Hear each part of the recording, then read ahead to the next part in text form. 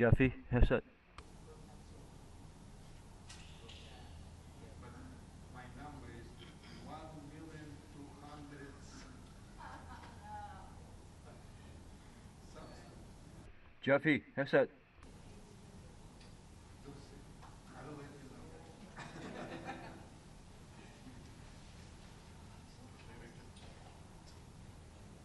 This is going to be almost 800 something. Yeah, that's why I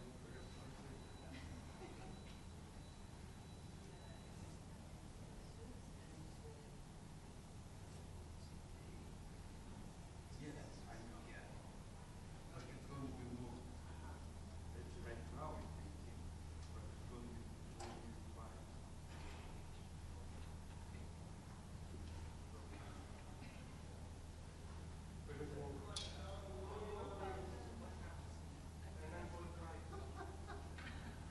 How come? Thank you, thank you.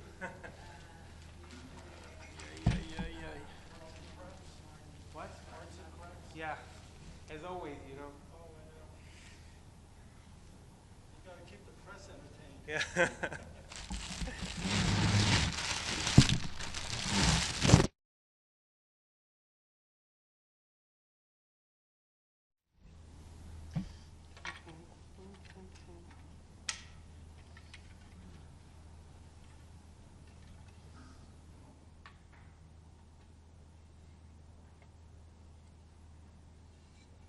You look entertained already.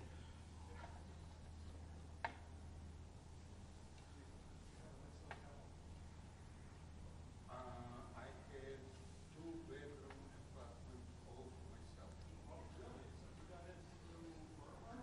No, my friend has an apartment in Dallas, and she notified Dorman that I will come, and Dorman gave me keys. It was nice. Downtown Dallas. Just 1.5 block from American Airlines Arena.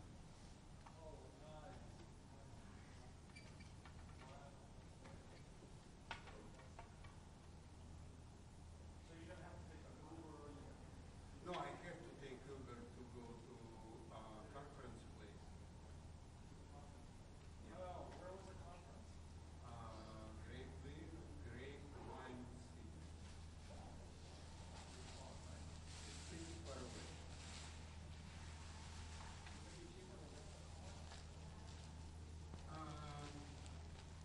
The problem, I could rent a car, but I have to pay for parking at the hotel where conference was taking place.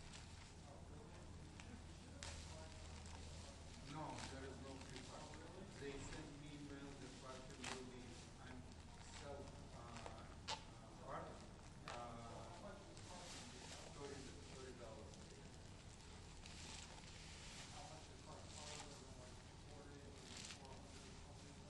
No, I found the way how to do it with Uber and partial public transportation.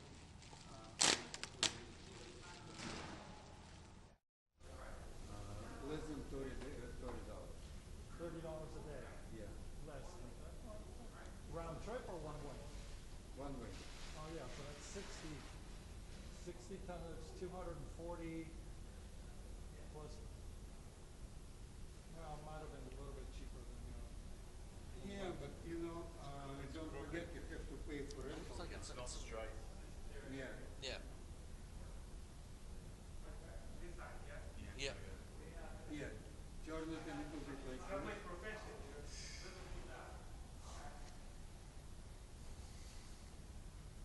And maybe close to him so Yeah, it's should gonna it be the closer same to the podium? Like this way? Because he's gonna turn.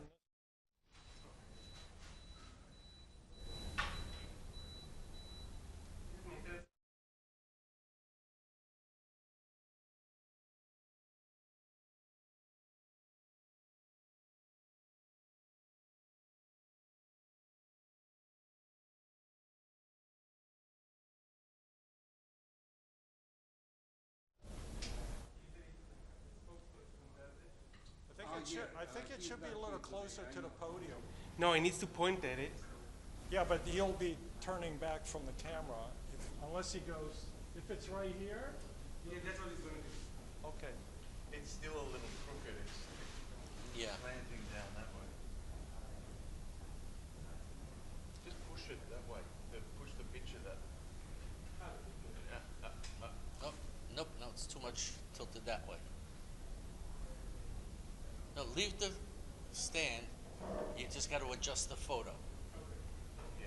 The stand that it's that little ledge that it's on is crooked. You got to kind of level that. Come over here and take a look. Left side is lower than the right side of the photo. Yeah. So the little ledge, if you can kind of tip that up. Yep. See, you got it. Okay, a little too much. Too much. Perfect. Oh my God, thank you. It's way too much. Well, the way it is now, he's gonna, to point, he's gonna have to turn away from the camera. Hold it as close.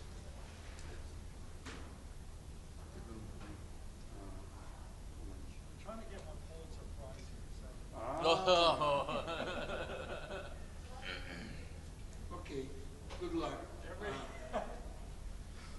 As soon as you will get it, may take a photo of you and the prize. Yeah, I'll put your name on it too. No. Assistant. No, thank you. I don't need any publicity. Joint prize. No. I don't need any publicity. Joint effort. I can't believe that, flags up in the box.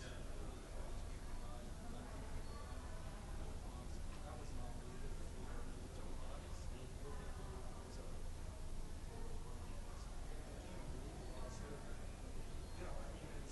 It's an effort by Yeah.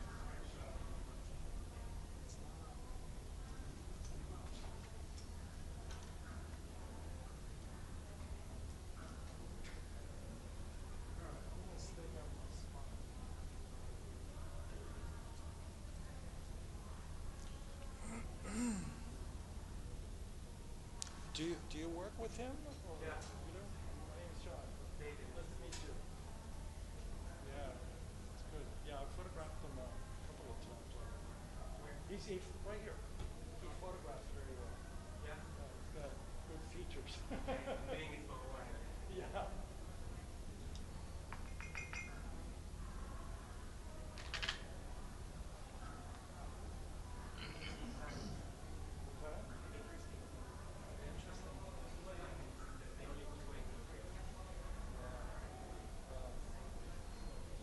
Now, what is that a map of? Is it Iran and Israel? Yeah.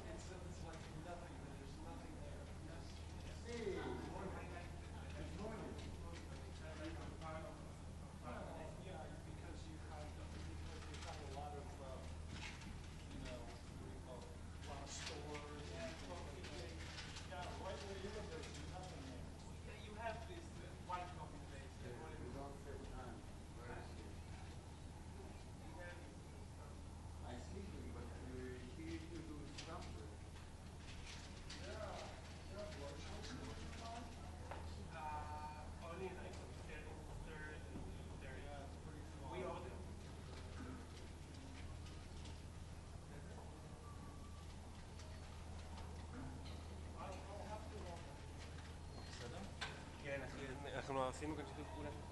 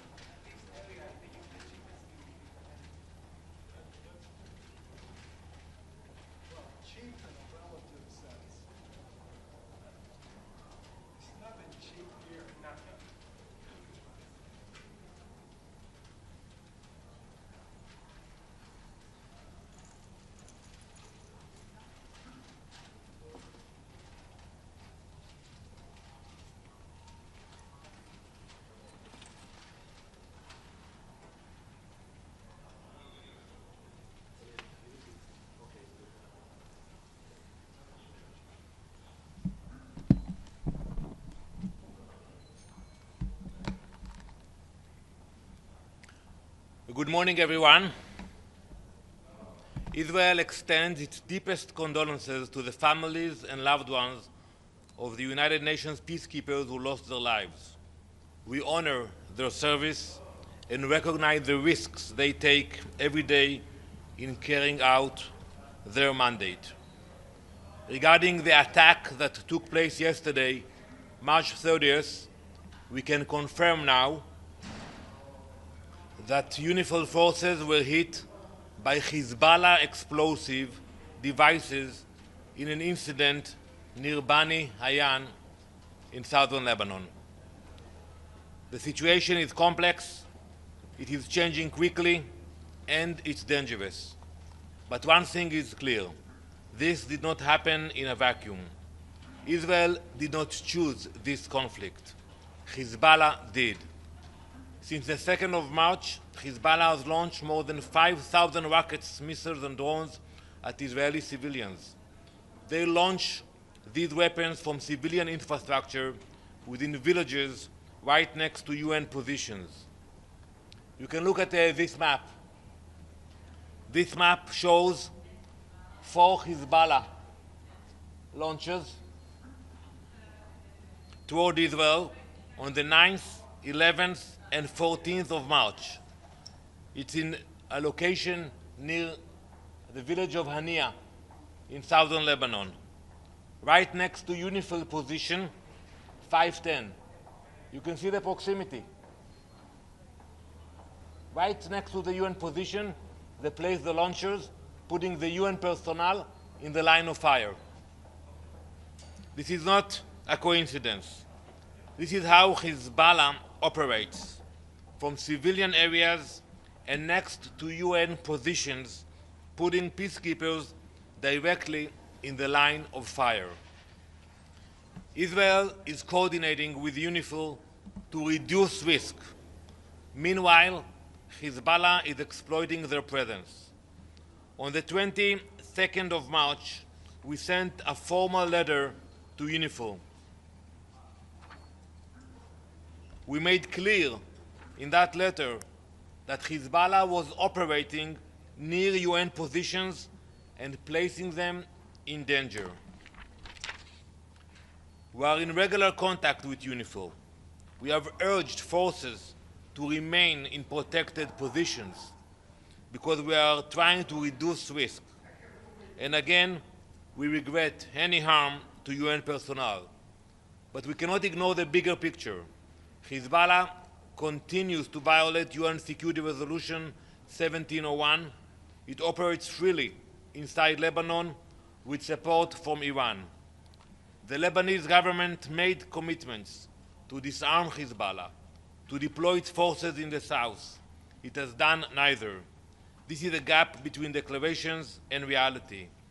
Until that changes, no one is safe. Not Israelis, not Lebanese, not UNIFIL personnel. We are paying a heavy price. Also, last night, 4 Israeli soldiers fell in southern Lebanon. We remember them, we honor them. Israel will defend its people. Let me conclude. We have no desire to remain in Lebanon. This is about protecting our communities and pushing the threat away from our border. Calls for de-escalation that ignore reality will not solve the situation. We also have to remember that UNIFIL mandate ends this year, and Hezbollah is still there. Israel will continue to take action to protect our citizens from this terrorist threat. Thank you very much. Did you communicate these findings to the UN, to UNIFIL, and what was their response? We are in constant communication with UNIFIL, and we are sharing with them the information we have. And as I said earlier, we regret the loss of lives of the peacekeepers. Thank you. What was their response to your findings? So you can ask them. Thank you very much.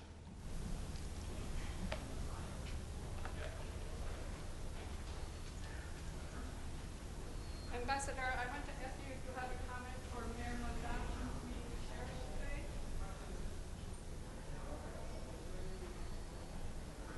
No comment? No comment.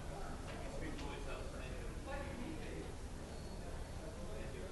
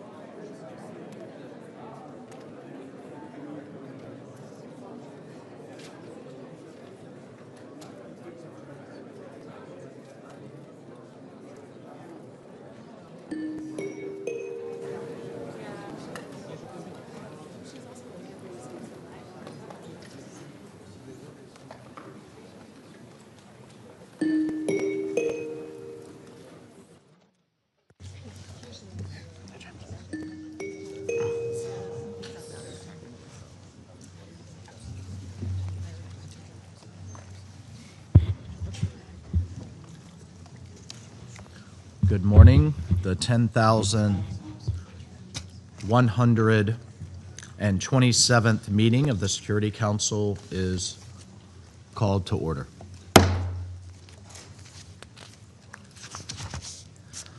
The provisional agenda for this meeting is the situation in the Middle East. The agenda is adopted. In accordance with Rule 37 of the Council's Provisional Rules of Procedure, I invite the representatives of Indonesia, Israel, Lebanon, and Poland to participate in this meeting. It is so decided. In accordance with Rule 39 of the Council's Provisional Rules of Procedure, I invite the following briefers to participate in this meeting: Mr. Jean-Pierre Lacroix, Undersecretary General of Peace Operations; Mr. Khalid Hariri, Assistant Secretary General for Middle East, Europe, the Americas, Asia, and the Pacific, Departments of Political and Peacebuilding Affairs and Peace Operations; and Mr. Tom Fletcher, Undersecretary General for Humanitarian Affairs and Emergency Relief Coordinator. It is so decided.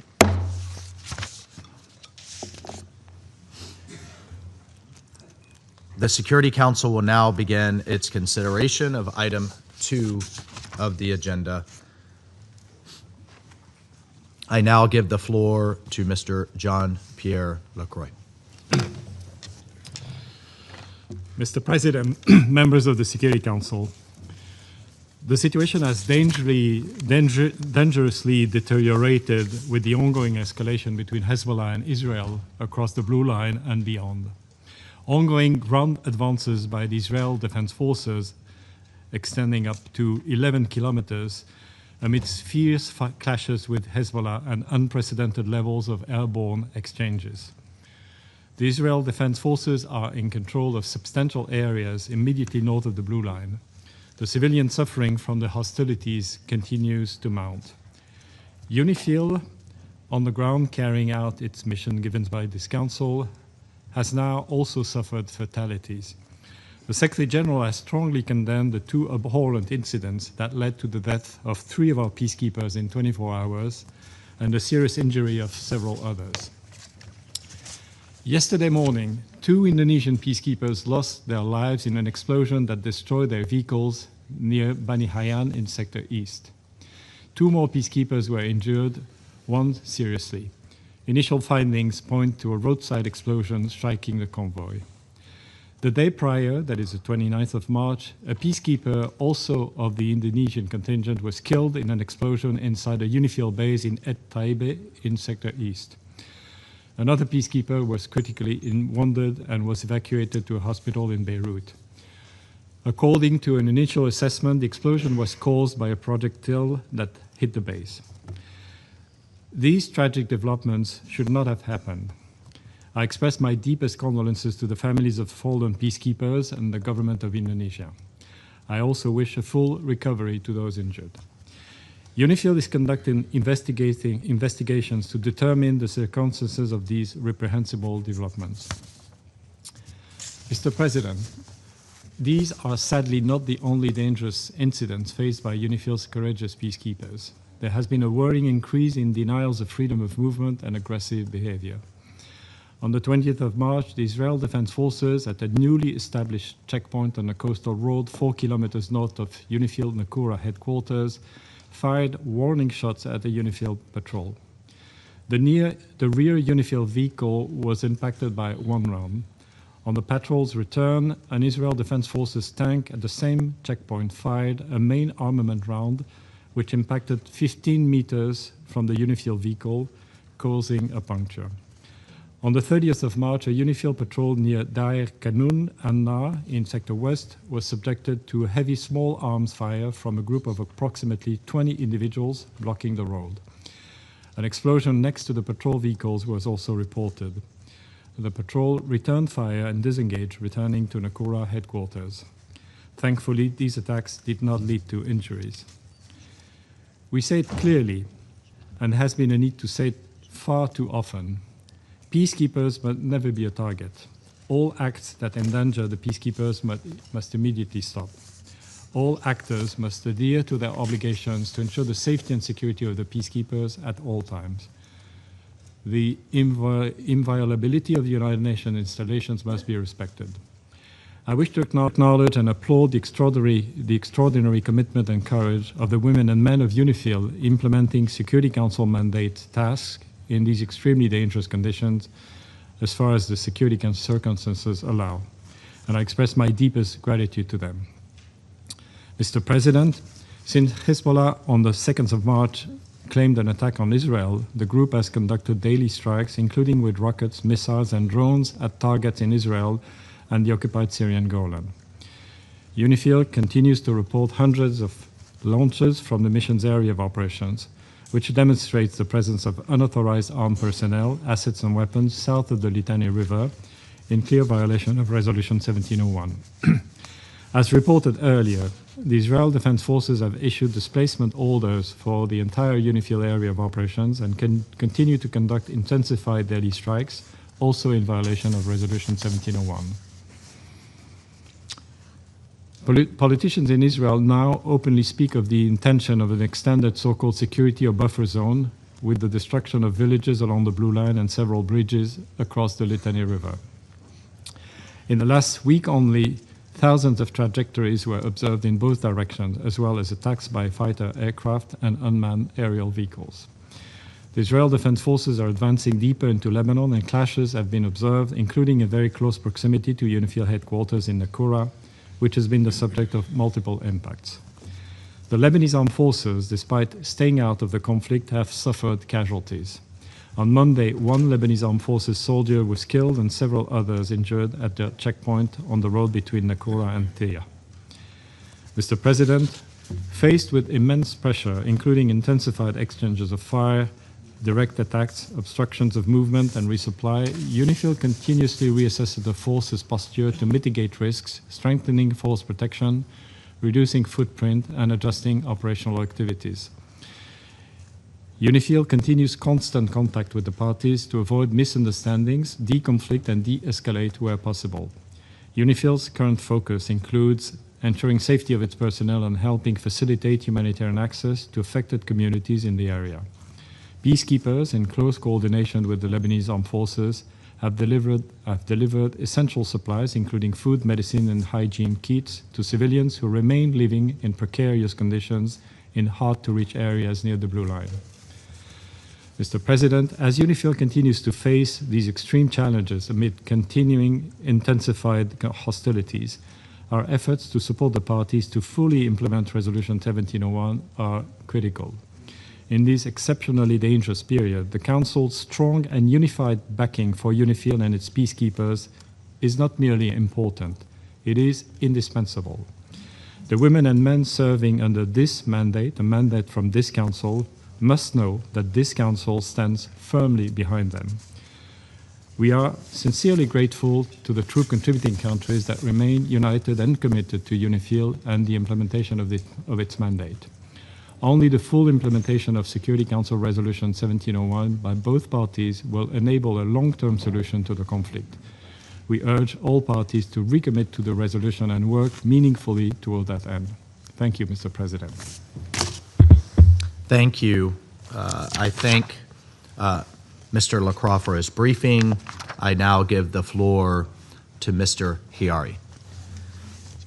Mr. President, amid the wider escalation across the Middle East, the situation in Lebanon continues to deteriorate drastically.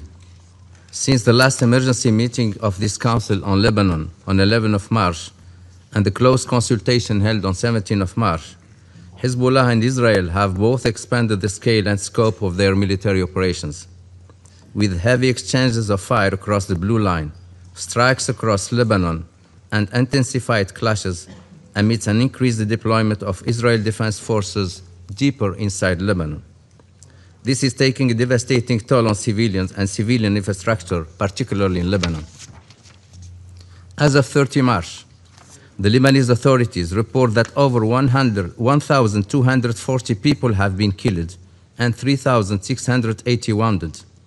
Over 1.1 million people have been displaced.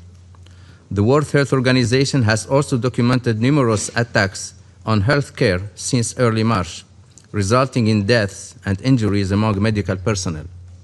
The Undersecretary General for Humanitarian Affairs and Emergency Relief Coordinator will provide further details. Schools have been heavily affected, and 3 journalists were reportedly killed in a recent strike. Several bridges over the Litani River have been destroyed, which the IDF alleges were used by Hezbollah for transporting weapons and fighters. In northern Israel, fatalities, destruction, displacement, and widespread panic have returned. Mr. President, on 29 of March, Israeli Prime Minister Netanyahu announced, quote, the expansion of the security buffer zone in order to permanently neutralize the threat of invasion and to push anti-tank missile fire away from northern Israel, end quote. This follows the 24th March announcement by Israel Defense Minister Katz declaring Israel's intention to control a so-called security zone in southern Lebanon up to the Litani River until the threat of Hezbollah is removed. The Lebanese government has repeatedly condemned Israel's continued violations of Lebanese sovereignty and territorial integrity. President Aoun has reaffirmed Lebanon's readiness to engage in direct negotiations with Israel under international auspices. While the Lebanese government has taken commendable steps to address non-state arms, 2 things are true at once. The government needs time and space, not under fire, to implement its decisions. And more assertive actions, extending beyond the military realm, are needed to bring a state monopoly on arms into being. But Hezbollah not only blatantly rejects the decisions by the Lebanese government, but also actively defies them. As well as rejecting the government decision to outlaw its activities, Hezbollah has made its capacity to undermine civil coexistence abundantly clear. This is a dangerous rhetoric when civil tensions are on the rise in Lebanon. Nonetheless, Lebanese authorities have asserted that while they are not calling for a confrontation with Hezbollah, they intend to persevere with either their plans to extend state authority across the country and have urged the group to respect government decisions. Mr. President, the United Nations continue to call on all sides to avail themselves of diplomatic channels, stop the hostilities, and recommit to the full implementation of Resolution 1701. The United Nations has been exercising its good offices at all levels, including through the Special Coordinator for Lebanon, calling for de-escalation, respect for international law, protection of civilians, and an immediate cessation of hostilities. Mr. President, there is no military solution. Only diplomacy, dialogue, and the full implementation of the UN Charter and Security Council resolutions can lead to a sustainable peace for all. This is the pathway to spare communities on both sides of the blue line more needless suffering. Thank you. I thank Mr. Harari for his statement. I now give the floor to Mr. Tom Fletcher. Thank you, Mr. President, Ambassadors, Excellencies. I appreciate the opportunity to brief the Council from Beirut, where I arrived last night to find anxiety, tension, and despondency at levels I have not witnessed in many years working in and on Lebanon. The gravity of this moment, as described by my colleagues, was of course forefront in my meetings today with President Aoun and Prime Minister Nawaf Salam, and I will discuss the moment further with Speaker Berry tomorrow. I've heard again in my meetings the courageous call for dialogue with Israel for implementation of UNSCR 1701 and for full state authority over arms. Yet even now, the sounds of the airstrikes in the Beirut suburbs not far from here can be heard, and the hum of drones has been constant. As you heard from USG Lacroix and ASG Khari, today's discussion is therefore urgent. The situation on both sides of the blue line demands not only the Council's closest attention, but also your collective action to avert an even worse crisis. I join my colleagues in mourning the recent deaths of 3 UN peacekeepers. Since I last briefed you on the 11th of March, the humanitarian consequences of the latest regional escalation have grown even more acute across Lebanon. Over the past 4 weeks, more than 1,240 people have been killed, including 87 women and 124 children. Some 52 first responders are among those killed, and another 3,500 people have been injured. Hostilities continue across southern Lebanon, across Beirut's southern suburbs, the Dahiyeh, and parts of the Bekaa. Hundreds of thousands of civilians remain in harm's way, especially with military advances flattening entire villages. Meanwhile, rockets continue to be fired indiscriminately by Hezbollah over the blue line into northern Israel, causing harm and fear among civilians there. In Lebanon, more than 1.1 million people have been displaced over the past 4 weeks, including more than 370,000 children. Over 200,000 people have crossed into Syria in the past month. A cycle of coercive displacement is unfolding. Displacement on this scale, of course, heightens exposure to additional dangers, particularly for women and girls living in overcrowded and unfamiliar settings. I saw the impact of that myself this morning. Lebanese and Syrian families I spoke to talked of deep uncertainty, their resilience stretched thin, growing frustration at being unable to return home safely. Many Lebanese families described fleeing fighting in 2024, only to do so again in 2026. I met Syrians displaced many times since 2013, recounting their latest upheaval. People told me consistently that displacement is not a solution, but a painful last resort for them, a temporary way to preserve their dignity while they wait for conditions that allow them to go back to their villages and neighborhoods. Above all, they asked us not to reduce their suffering to numbers. They want their lives, their losses, and their hopes to be seen and to be heard. Mr. President, even before this latest violence, tens of thousands remain displaced, and entire communities were surviving with only partial access to healthcare, water, electricity, education. The current escalation is compounding a situation that is already critical. 51 primary healthcare centers and 4 hospitals are currently closed due to hostilities, with others damaged or operating at reduced capacity. Schools and public universities are being used as shelters. leaving thousands of children without access to learning. 6 of the 8 bridges south of the Litani River have now been destroyed, and more vital infrastructure is under attack. Essential access routes have been damaged. Growing constraints hinder civilians' ability to move to safety and humanitarian partners' ability to reach those most in need. Entire communities are becoming increasingly isolated. International humanitarian law is clear. Civilians, wherever they are, in Israel and in Lebanon, must be protected. This includes allowing them to move away from the dangers of hostilities to safer areas. Essential infrastructure and basic services, healthcare, water, electricity, on which civilians depend, must also and always be spared. This is what the fundamental principles of distinction, proportionality, and precaution demand of all parties. And of course, the work of medical personnel, first responders, and humanitarians must always be facilitated, not impeded. Mr. President, we're making a concerted attempt to meet this moment. On the 13th of March, together with the government of Lebanon, we launched a $308 million flash appeal to provide life-saving support to up to 1 million people over the next 3 months. Thanks to all the donors who have responded so far with support, especially in such a difficult moment for global funding. We've received $94 million so far, including a third of that from OCHA, and the appeal continues, rallying funds for life-saving support, even as so much more is still needed.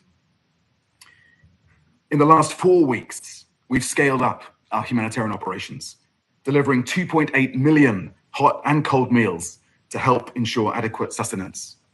I saw myself this morning 3,000 of those meals ready for distribution. Non-food support has also grown to keep pace with large populations on the move.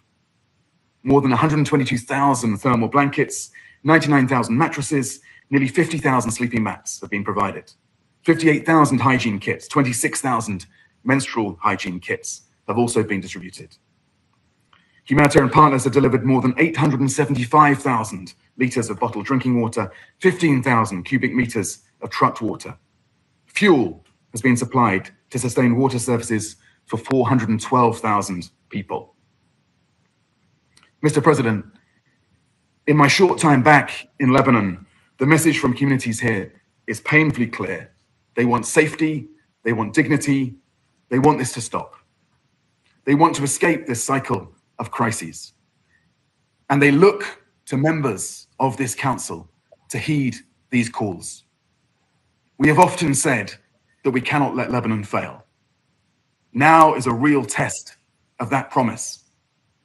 Lebanon is often said to be at breaking point, yet so often finds the resilience somehow to pull through. Now it is once again at breaking point. So I have 3 messages for the Lebanese people. First, continue to respond with generosity to your fellow Lebanese. You are the humanitarian front lines right now. I know that you will meet this moment. Second, retain a commitment to national identity. You must rise above the forces that seek to divide you. And third, don't give up on the idea of Lebanon. If coexistence fails here, it stands to fail everywhere. And finally, Mr. President, my 3 asks for this council. First, given the trajectory that some Israeli ministers have described, and given what we have seen in plain sight in Gaza, how will you protect civilians? Secondly, given the intensity of the coercive displacement that we are seeing, how should we prepare collectively as the international community for a new addition to the list of occupied territories? And thirdly, given the political tension here in Lebanon and the fragility of political structures, how should we prepare for the potential terror of a fresh round of internal targeting and political strife? These questions are daunting. They are not easy. They are challenging, but they are precisely the kind of questions that the Security Council and the United Nations must confront if we too are to meet this moment. Thank you, Mr. President. I thank Mr. Fletcher for his statement. I now give the floor to those council members who wish to make statements. I give the floor to the representative of France. Merci. Thank you, President. President, with Indonesia, France called for the holding of this emergency meeting following the heinous, unacceptable and unjustifiable attacks that the UNIFIL Blue Helmets have suffered in recent days. These attacks are the latest in a series of attacks and similar incidents observed in recent months that France strongly condemned on many occasions.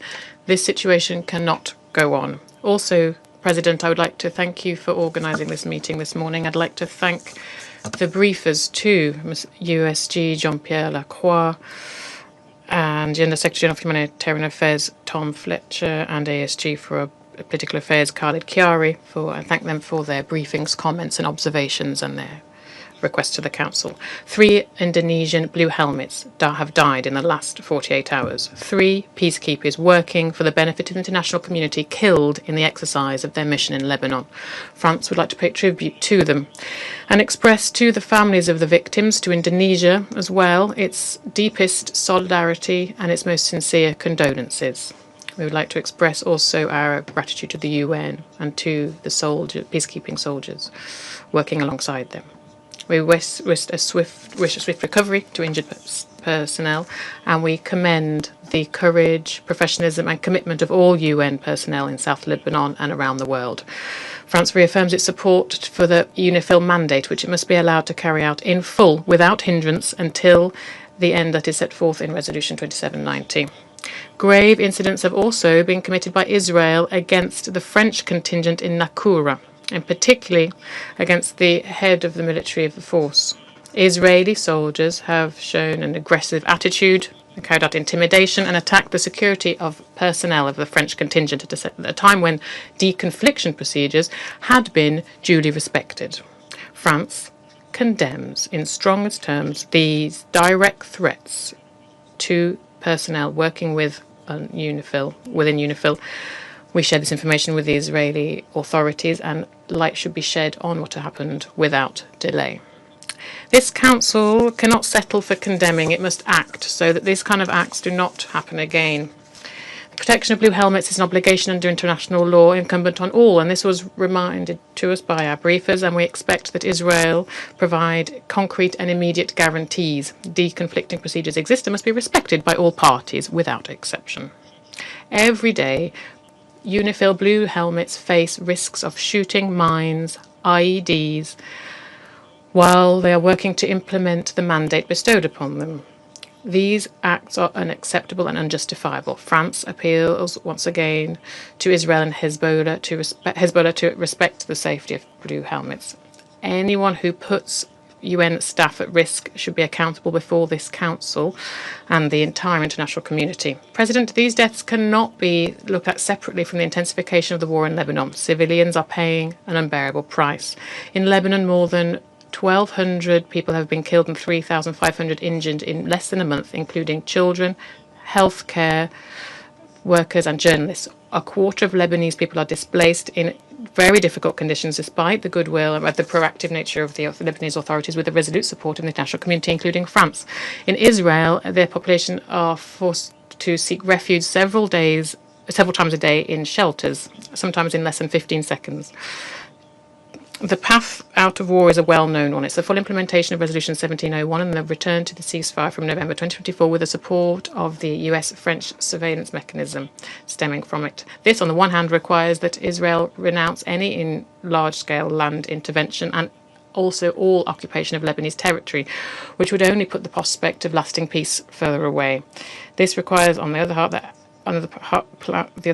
side, that Hezbollah puts an end to these attacks and hands over its weapons to the Lebanese state in line with the decision bravely taken by the Lebanese government on the 2nd of March. Hezbollah must stop taking the Lebanese people hostage to benefit a war waged by Iran against Israel, a war that we condemn in absolute terms. Iran must also follow the decisions sovereignly taken by the Lebanese authorities, including that to demand the departure of the Iranian ambassador to Lebanon from the 29th of March. A diplomatic diplomatic solution is possible to move towards peace. France is working on it, and we will continue our discussions with the Lebanese authorities and Israeli authorities to achieve a de-escalation that could open the way for direct negotiations. In this context, we welcome and support the brave decisions taken by the Lebanese executive to strengthen the sovereignty of Lebanon and its openness to engage in direct discussions with Israel. This is a historic opportunity that France would invite them to take without delay to achieve a lasting solution to this conflict in the interest of all parties. France is ready to facilitate these discussions in close collaboration with its partners. It's with this in mind that the French Minister of Foreign Affairs a few days ago went to Beirut and Jerusalem. But to achieve this solution, there are several conditions: the respect for the UN, the respect for UNIFIL staff and personnel, the respect for international law, including international humanitarian law and civilian people, and also the cessation of hostilities as soon as possible. Thank you very much. I thank the representative of France for his statement. I now give the floor to the representative of Greece. Thank you, Mr. President. I also wish to thank USG Lacroix, USG Fletcher, and ASG Chiari for their briefings. Colleagues, we gather today at a moment of profound sorrow and grave concern as the ongoing conflagration in Lebanon has not spared UNIFIL's blue helmets. Fully echoing the Secretary General's latest statement, Greece strongly condemns the recent killing of 3 Indonesian UNIFIL peacekeepers amidst heavy firing. We express our condolences to the families of the fallen peacekeepers and to our Indonesian colleagues. The incident is tragically added to a series of violent attacks against UN personnel, including the injuring of Ghanaian blue helmets earlier this month and a Polish one a couple of days ago. Attacks against UN personnel are unacceptable. They constitute grave violations of international humanitarian law and of UN Security Council Resolution 1701 and must immediately stop. The safety and security of peacekeepers is non-negotiable. We call for a thorough investigation and accountability for this incident. Mr. President, Lebanon continues to pay the price of a conflict it neither chose nor can afford. We strongly condemn once again Hezbollah's attacks in support of the Iranian regime against Israel, which triggered a dangerous round of regional escalation. These attacks severely undermine the Lebanese government's efforts to restore its exclusive control over arms across the country. Restoring the state monopoly over arms throughout the country is an essential prerequisite for sustainable peace and security for Lebanon, Israel, and the region. In this regard, we commend the historic and courageous decision of the Lebanese Council of Ministers to ban Hezbollah's military activities. This is a step in the right direction, demonstrating the Lebanese government's willingness to deal with outstanding issues and deserves the full support of the international community. Lebanon should not stand alone. Greece fully supports the efforts of President Aoun and of the Lebanese government to forge strong state institutions. Empowering the LAF is essential for ensuring Lebanese sovereignty. Greece already bilaterally assists Lebanon, including the LAF, and we stand ready to participate in the international conference in Paris as soon as conditions allow.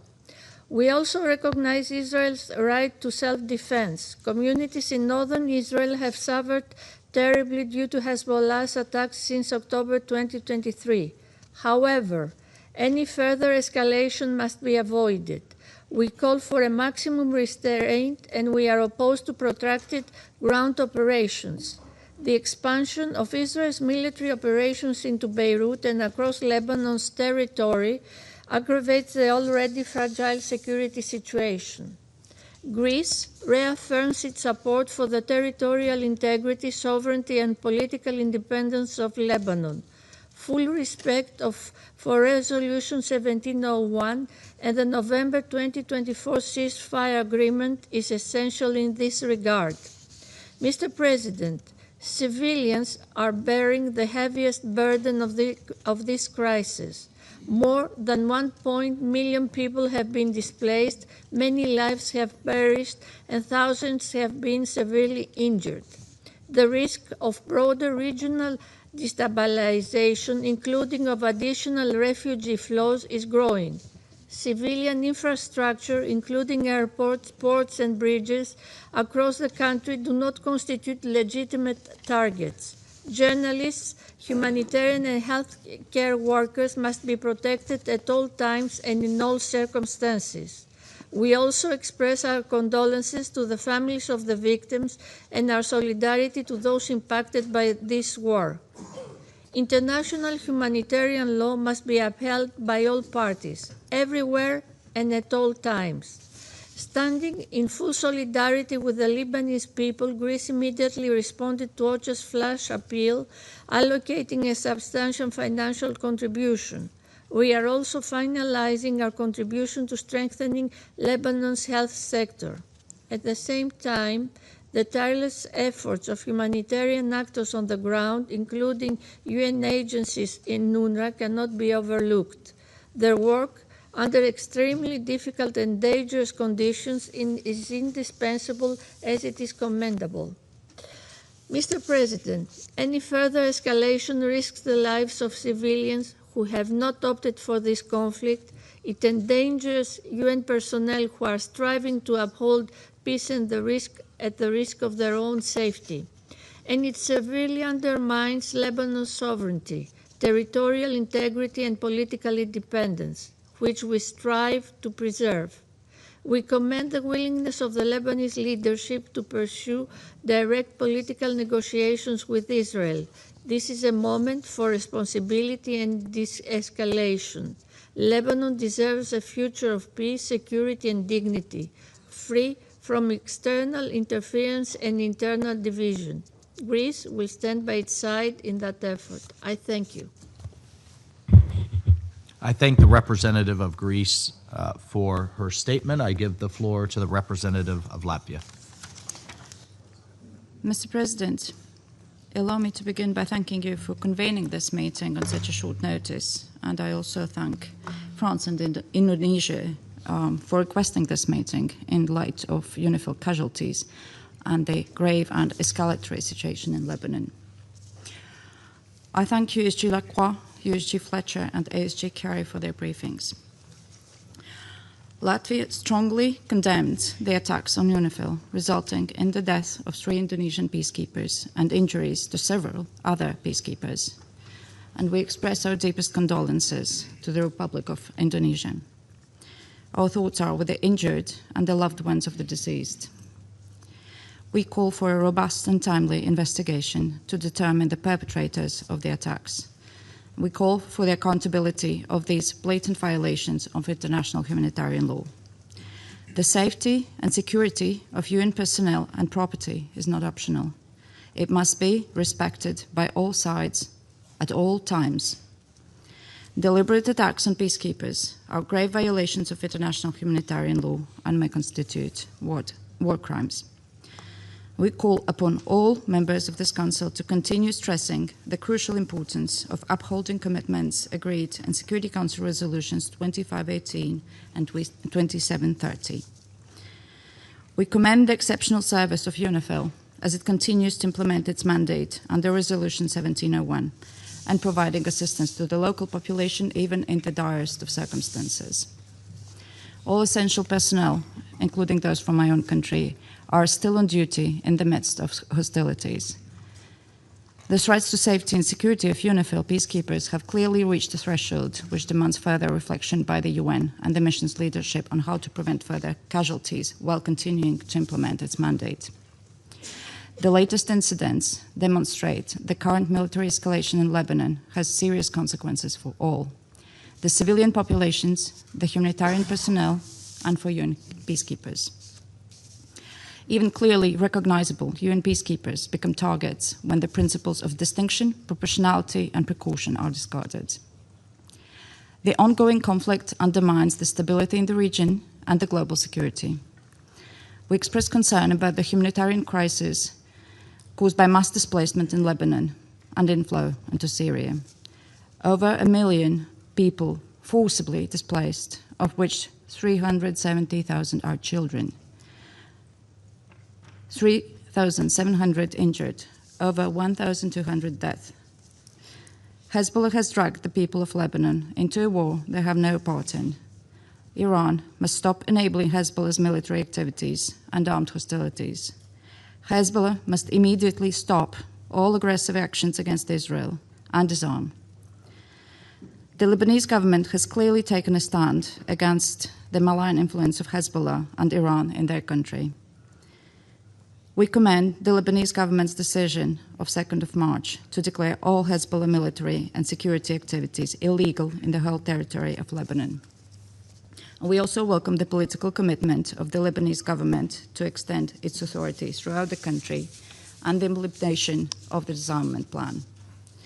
Continued international support in these efforts remains essential.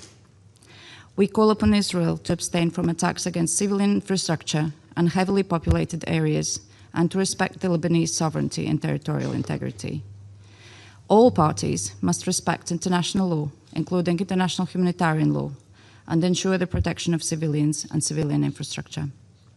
Mr. President, the hostilities around the Blue Line continue to escalate, claiming the lives of civilians and UNIFIL peacekeepers with increasing frequency. International humanitarian law is being ignored. We call on all parties to the conflict to fully respect the Security Council Resolution 1701, de-escalate and work towards peace. For generations, the Lebanese people have suffered from armed conflict.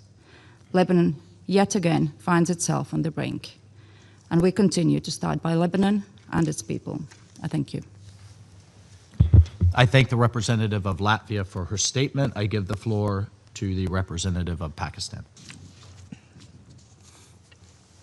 Thank you, Mr. President. I thank USG Lacroix, USG Fletcher, and ASG Khalid Kyari for the briefings that shed light on various dimensions of this situation. Pakistan condemns in the strongest possible terms the killing of 3 Indonesian peacekeepers serving under the United Nations Interim Force in Lebanon in separate attacks.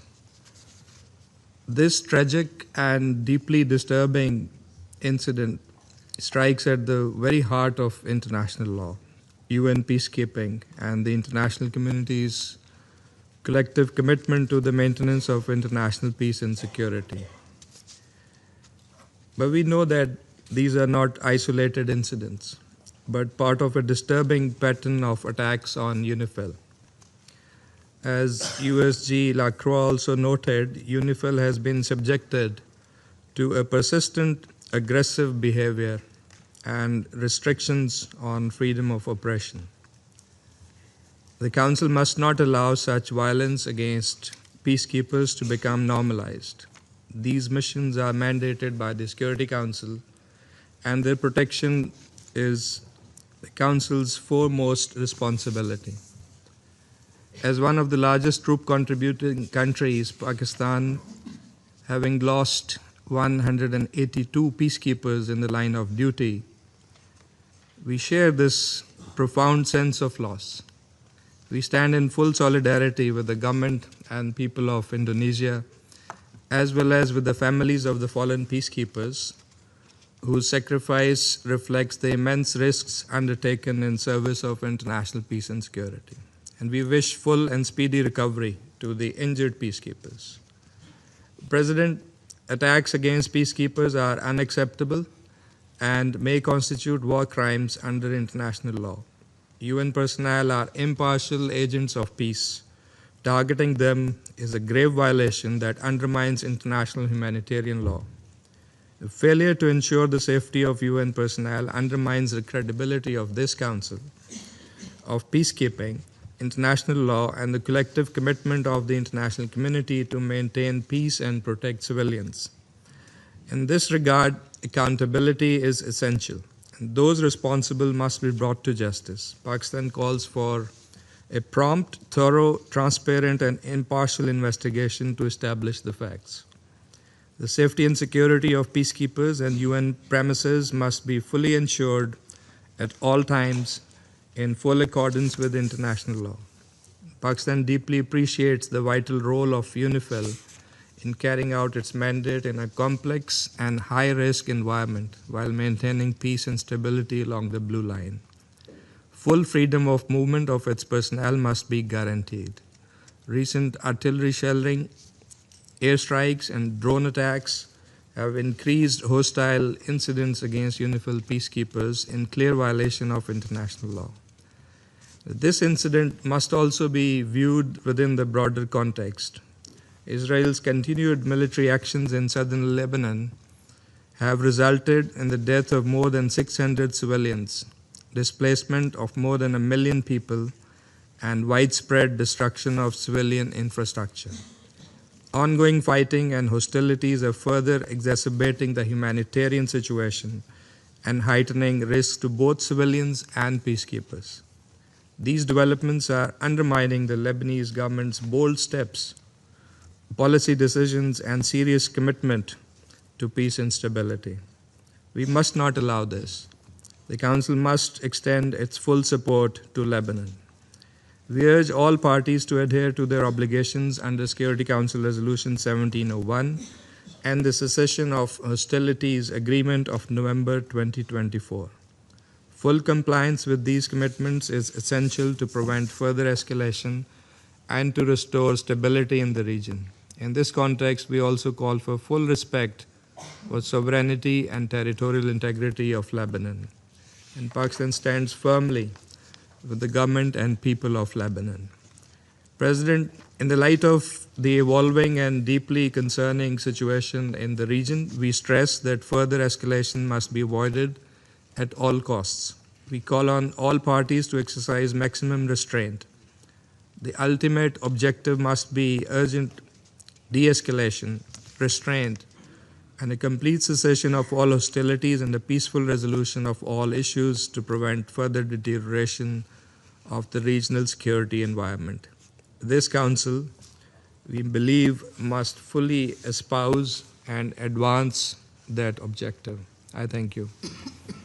I thank the representative of Pakistan for his statement. I give the floor to the representative of Denmark. Thank you, Mr. President.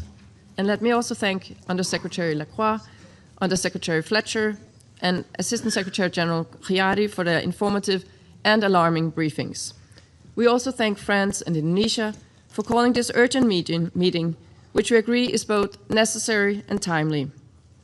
Recent days' events illustrate how fragile and dangerous the situation in Lebanon has become, and how crucial it is to prevent further escalation for the civilians of Lebanon and Israel alike. Mr. President, we condemn in the strongest possible terms the attacks on UNIFIL, which in the past 2 days have caused the deaths of 3 peacekeepers and the serious injuries of others. We look forward to the results of UNIFIL's full and thorough investigation into these incidents. Peacekeepers are clearly protected under international humanitarian law, and any deliberate targeting against peacekeepers is unacceptable. Denmark extends its deepest condolences to the families of those killed, as well as to the government and people of Indonesia. We wish a speedy recovery for those injured. The brave women and men of UNIFIL serve under the UN flag in the pursuit of peace. They are the embodiment of multilateral solidarity and cooperation in action, and these incidents represent a direct attack on these principles. We commend UNIFIL for its continuous work despite the extremely challenging circumstances, and stress our unwavering support for the mission. Mr. President, as we've said before, we strongly condemn Hezbollah's continued attacks against Israel, which has dragged Lebanon into yet another unwanted war and must stop immediately. Denmark is concerned about the significant humanitarian and civilian consequences of Israel's military operations in Lebanon and underlines that all military actions must be conducted with full respect for international humanitarian law, including the principles of proportionality, distinction, and precaution. The protection of civilians must be ensured, and unimpeded passage of humanitarian relief must be facilitated. Recent statements by, for instance, the Israeli finance minister about the intention to move the Lebanese-Israeli border to the Litani River are deeply concerning. This area makes up 1/10 of Lebanon's territory, is home to hundreds of thousands of Lebanese, and includes cities with a rich and diverse cultural heritage.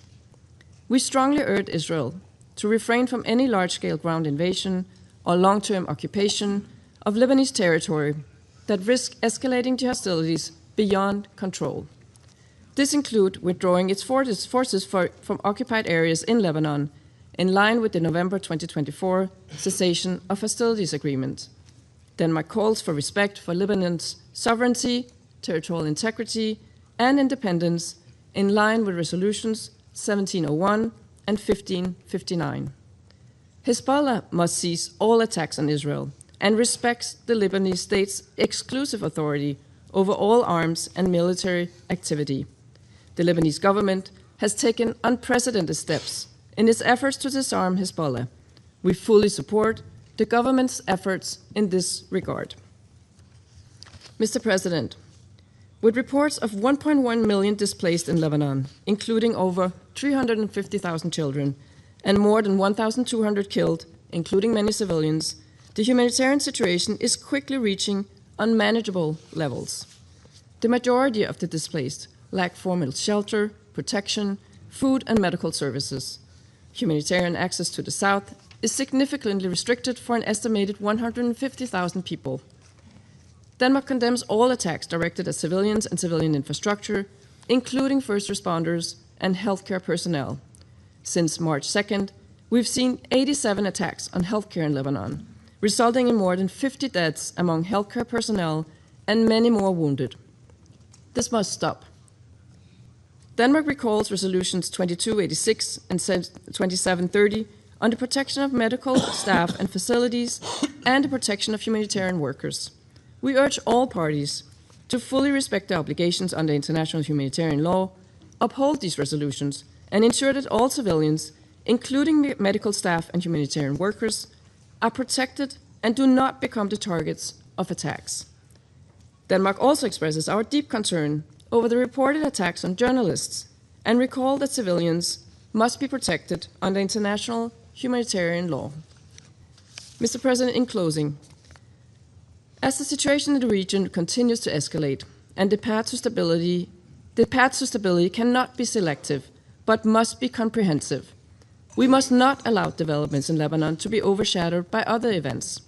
We must collectively and strongly insist on de-escalation. Around this table, we must do all within our power to this urgent end.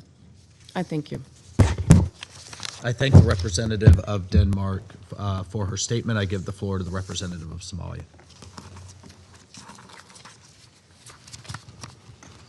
Thank you, Mr. President. I have the honor to deliver this statement on behalf of the A3, namely the Democratic Republic of the Congo, Liberia, and my own country, Somalia. We thank USG Lacroix, USG Fletcher, and ASG Khiari for their comprehensive briefings. The A3 expresses its grave concern regarding the recent escalations of hostilities in southern Lebanon and joins the Secretary General in condemning the attacks against the United Nations interim force in Lebanon, which have resulted in the killing and injury of Indonesian peacekeepers. We extend our deepest condolences to the families of the victims, to Indonesia, and the troop contributing countries of the United Nations. We pay tribute to all peacekeepers who risk their lives in the service of international peace and security. Targeting United Nations peacekeepers is unacceptable and constitutes a serious violation of international law and relevant Security Council resolutions, including Resolution 1701. The safety and security of United Nations personnel and premises are not negotiable and must be respected at all times.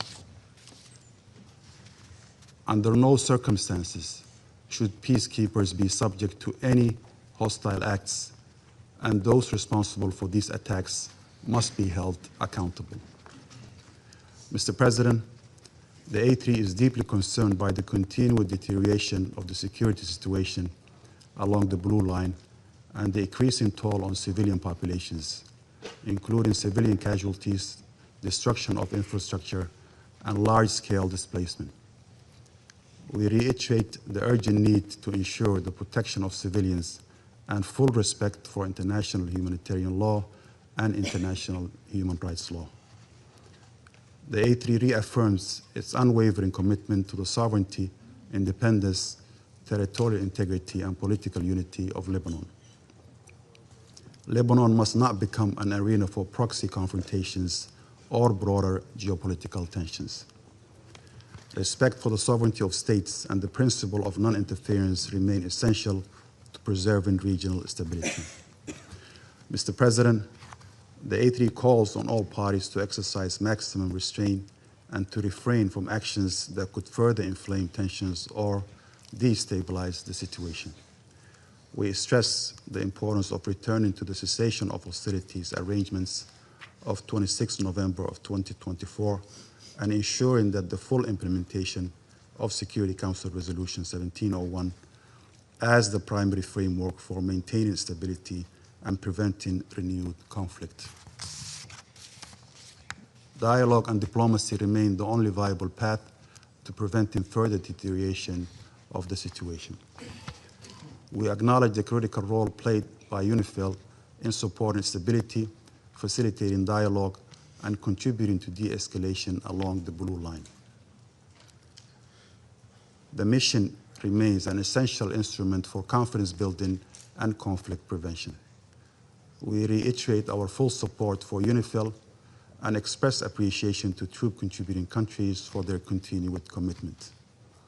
We also emphasize the importance of continued support to the Lebanese state institutions, including the Lebanese armed forces, to enable them to effectively assume their responsibilities in maintaining security and stability throughout Lebanese territory.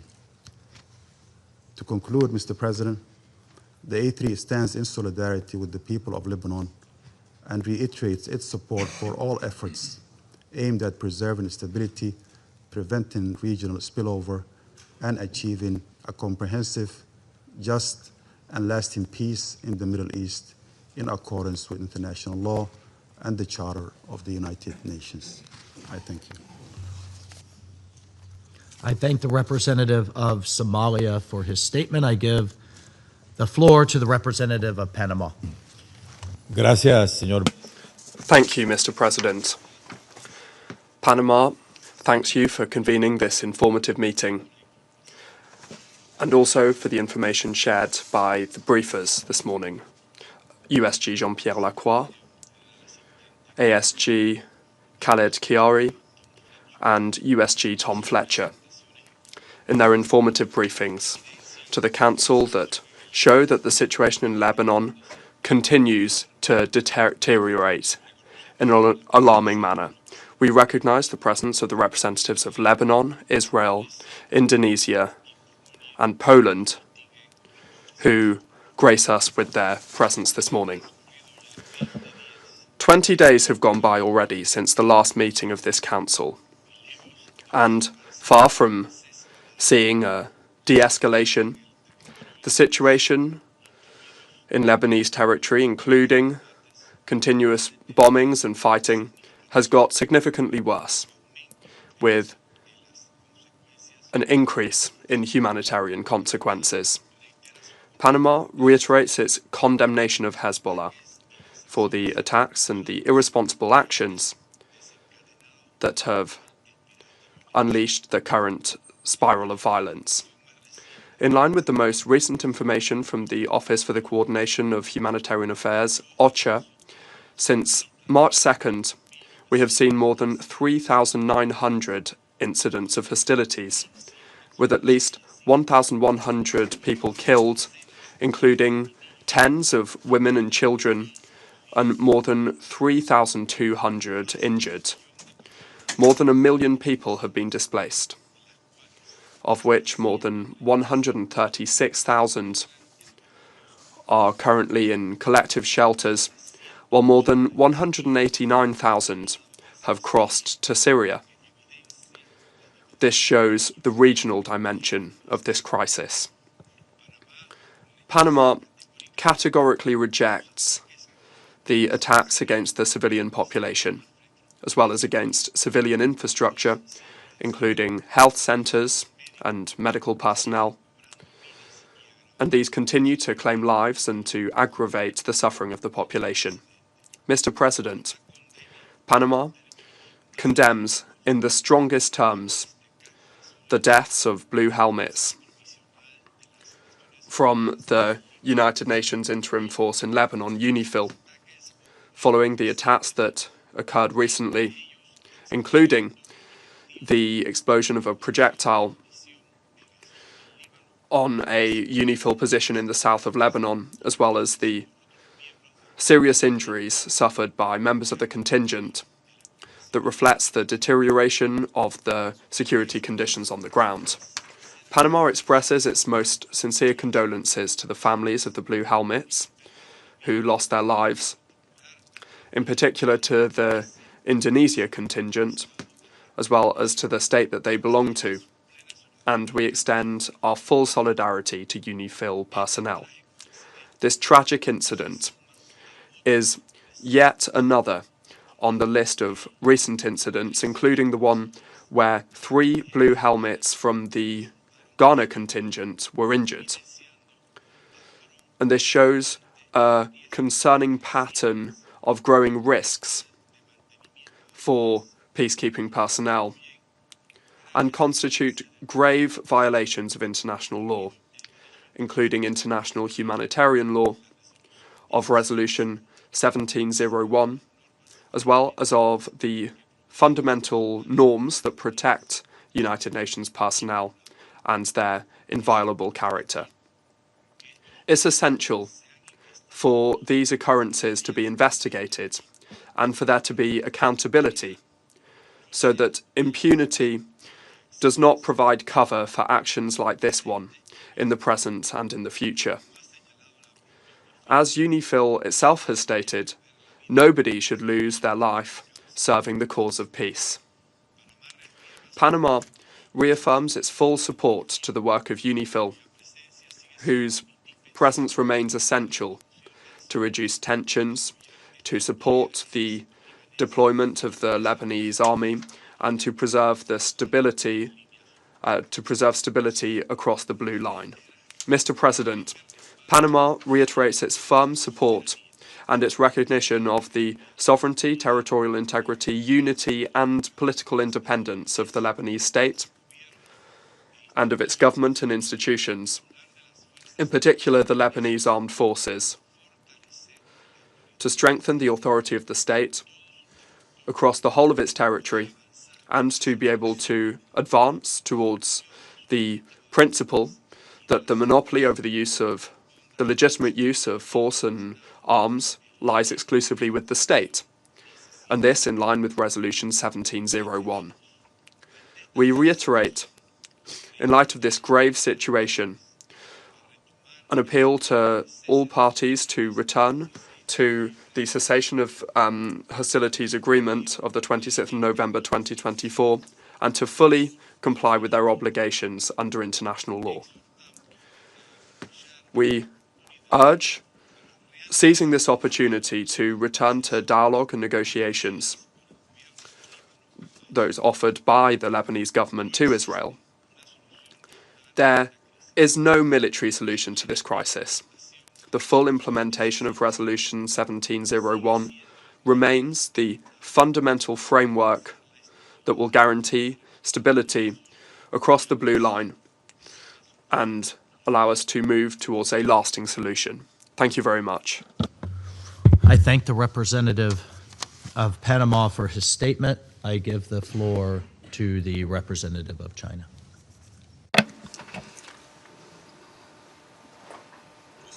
President, I thank USG Lacroix, USG Fletcher, and ASD Chiari for their briefings.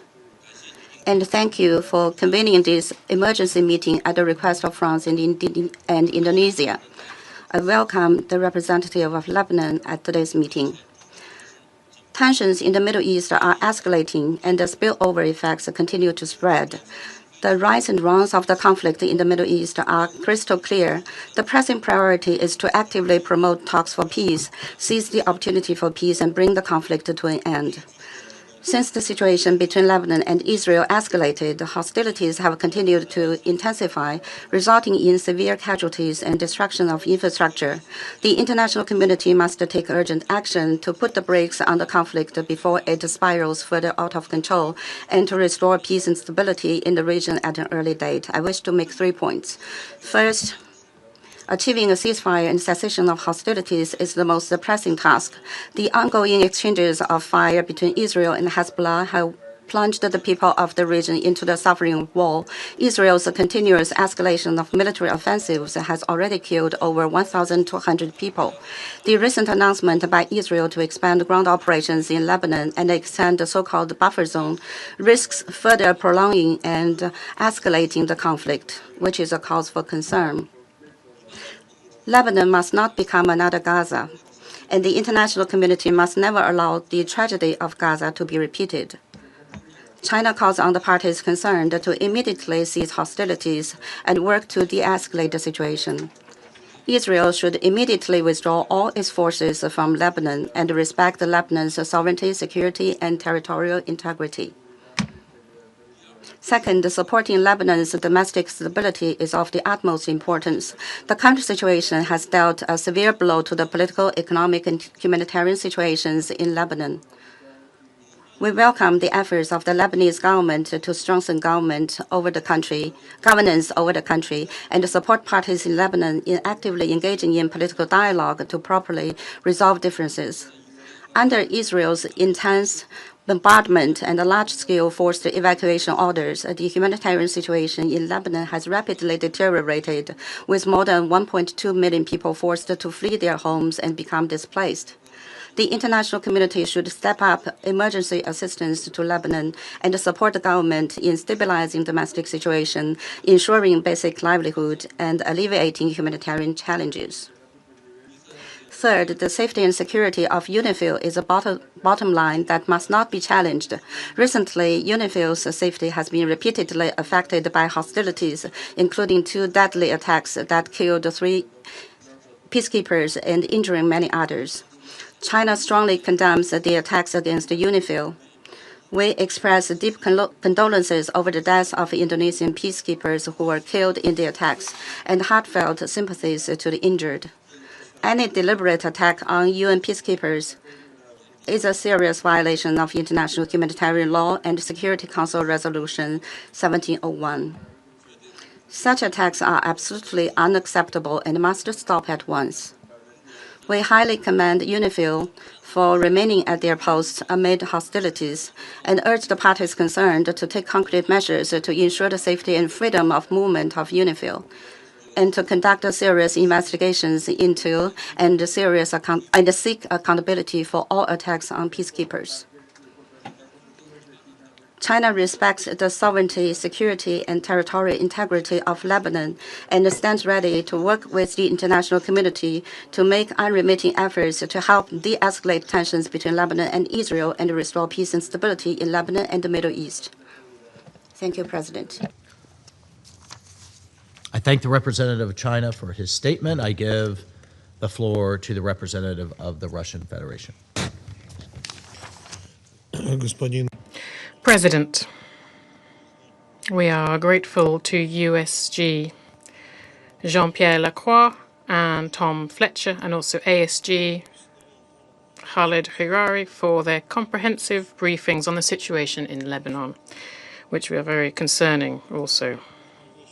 The nigh-on month of military escalation along the Blue Line and beyond is affecting not only our friends, the Lebanese people, but also peacekeepers of UNIFIL deployed in the south of the country. A clear and at the same time tragic confirmation of this is the death of 3 UNIFIL personnel in the last 48 hours and the injuring of several others. We express our sincere condolences to the families of the victims, and we wish a swift recovery to the injured peacekeepers. From what we can ascertain, according to comments from the leadership of the UN and UNIFIL, the investigation into what happened in the south of Lebanon is ongoing. We trust that the UN Secretariat will soon receive comprehensive information on this, including on who carried out this flagrant attack. Russia decisively condemns all attacks on UNIFIL troops, whoever the perpetrator was. We support the calls of the UN Secretary-General Antonio Guterres to parties to the conflict to comply with the norms of international law and guarantee the security of blue helmets. We strongly believe in the need for a swift ceasefire in the Lebanon-Israel border area. Otherwise, this heinous spike in violence in the south of Lebanon won't be the last fatal incident affecting UN staff. President, another dangerous trend in recent days has been the deliberate targeting by the IDF of the media, reporting on the ground in the area of the Lebanese-Israel clashes. According to information we've received on the 28th of March as a result of a strike from an Israeli drone in the region of the Jezin, a famous journalist from the television channel Al Manar was killed, Ali Shuyaib, and also his colleagues from Al Mayadin channel, Fatima and Mohammed Fatouni. Earlier on the 19th of March in the south of Lebanon, as a result of a missile attack by the Israeli Air Force, a camera crew from Russia Today were injured. The targeted strike was carried out directly close to where they were filming, where there were no military objects, which is clearly confirmed because the camera operator was able to film the detonation of the ammunition. We see this kind of action by Israel and its military to be a grave violation of international law and a deliberate hindrance to the work of the media. We demand a painstaking investigation into this incident by the Israeli authorities and for the perpetrators to be held accountable and for this kind of incident not to be allowed to happen again. President, we, like the majority of the people in this room, are very concerned about the intensification of hostilities of Israel in Lebanon, including daily exchange of fire and the consequences of this for both parties to the conflict, the destruction of critical civilian infrastructure. For the time while we are discussing the incident with UNIFIL, Israel has carried out a new powerful air strike in Beirut. I'd like to recall once again that the root cause of this escalation in the Lebanese-Israel confrontation is the aggression of Washington and West Jerusalem against Iran, which was the tripwire for a broader destruction of the fragile stability in the Middle East. Unfortunately, many members of the Security Council are stubbornly silent about this and continue to try to place all responsibility exclusively on the Lebanese pushback, presenting it as the main culprit for the spike of violence along the Blue Line. At the same time, they stay quiet about the many violations of Israel's regime of the ceasefire over the last year and a half. This one-sided approach by a host of states, including those directly involved in the current vast regional war, clearly is not helping normalize the situation in the region. On the contrary, it is spurring on warring parties to escalate the conflict. As a result, we are seeing a rising civilian death toll and large-scale destruction of civilian infrastructure. In Lebanon alone, since the 2nd of March, as a result of IDF action, almost 1,500 people have died. The number of injured people is nearing 4,000, and more than 1 million Lebanese people have become IDPs. Israel's strikes on medicine facilities in Arab republics has become an everyday occurrence. Against this backdrop, we are hearing louder and louder militaristic rhetoric from Western Jerusalem, including orders from the Prime Minister Benjamin Netanyahu to expand the so-called buffer zone in south of Lebanon, illegally under control of the IDF, by the IDF. President, we reaffirm our commitment of our country to the sovereignty and territorial integrity of Lebanon. We call on the leadership of Israel to refrain from using purely military means to address their legitimate security concerns, to withdraw their army units from occupied territories, and to return to the path of diplomacy.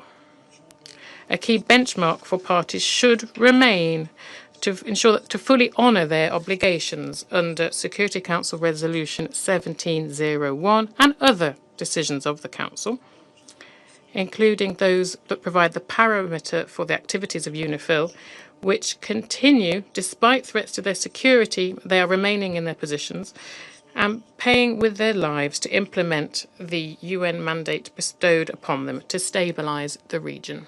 Thank you. I thank the representative of the Russian Federation for his statement. I give the floor to the representative of Colombia. Señor Presidente. Mr. President, I thank the Presidency for organising this meeting, and Mr. Jean-Pierre Lacroix, Under-Secretary General for Peace Operations, Mr. Khalid Hiari, Assistant Secretary General for Middle East, and Mr. Tom Fletcher, Under-Secretary General for Humanitarian Affairs and Emergency Relief Coordinator. Thank you all for your briefings. President, the official reports and recent information confirm an alarming deterioration of the security and humanitarian situation in Lebanon.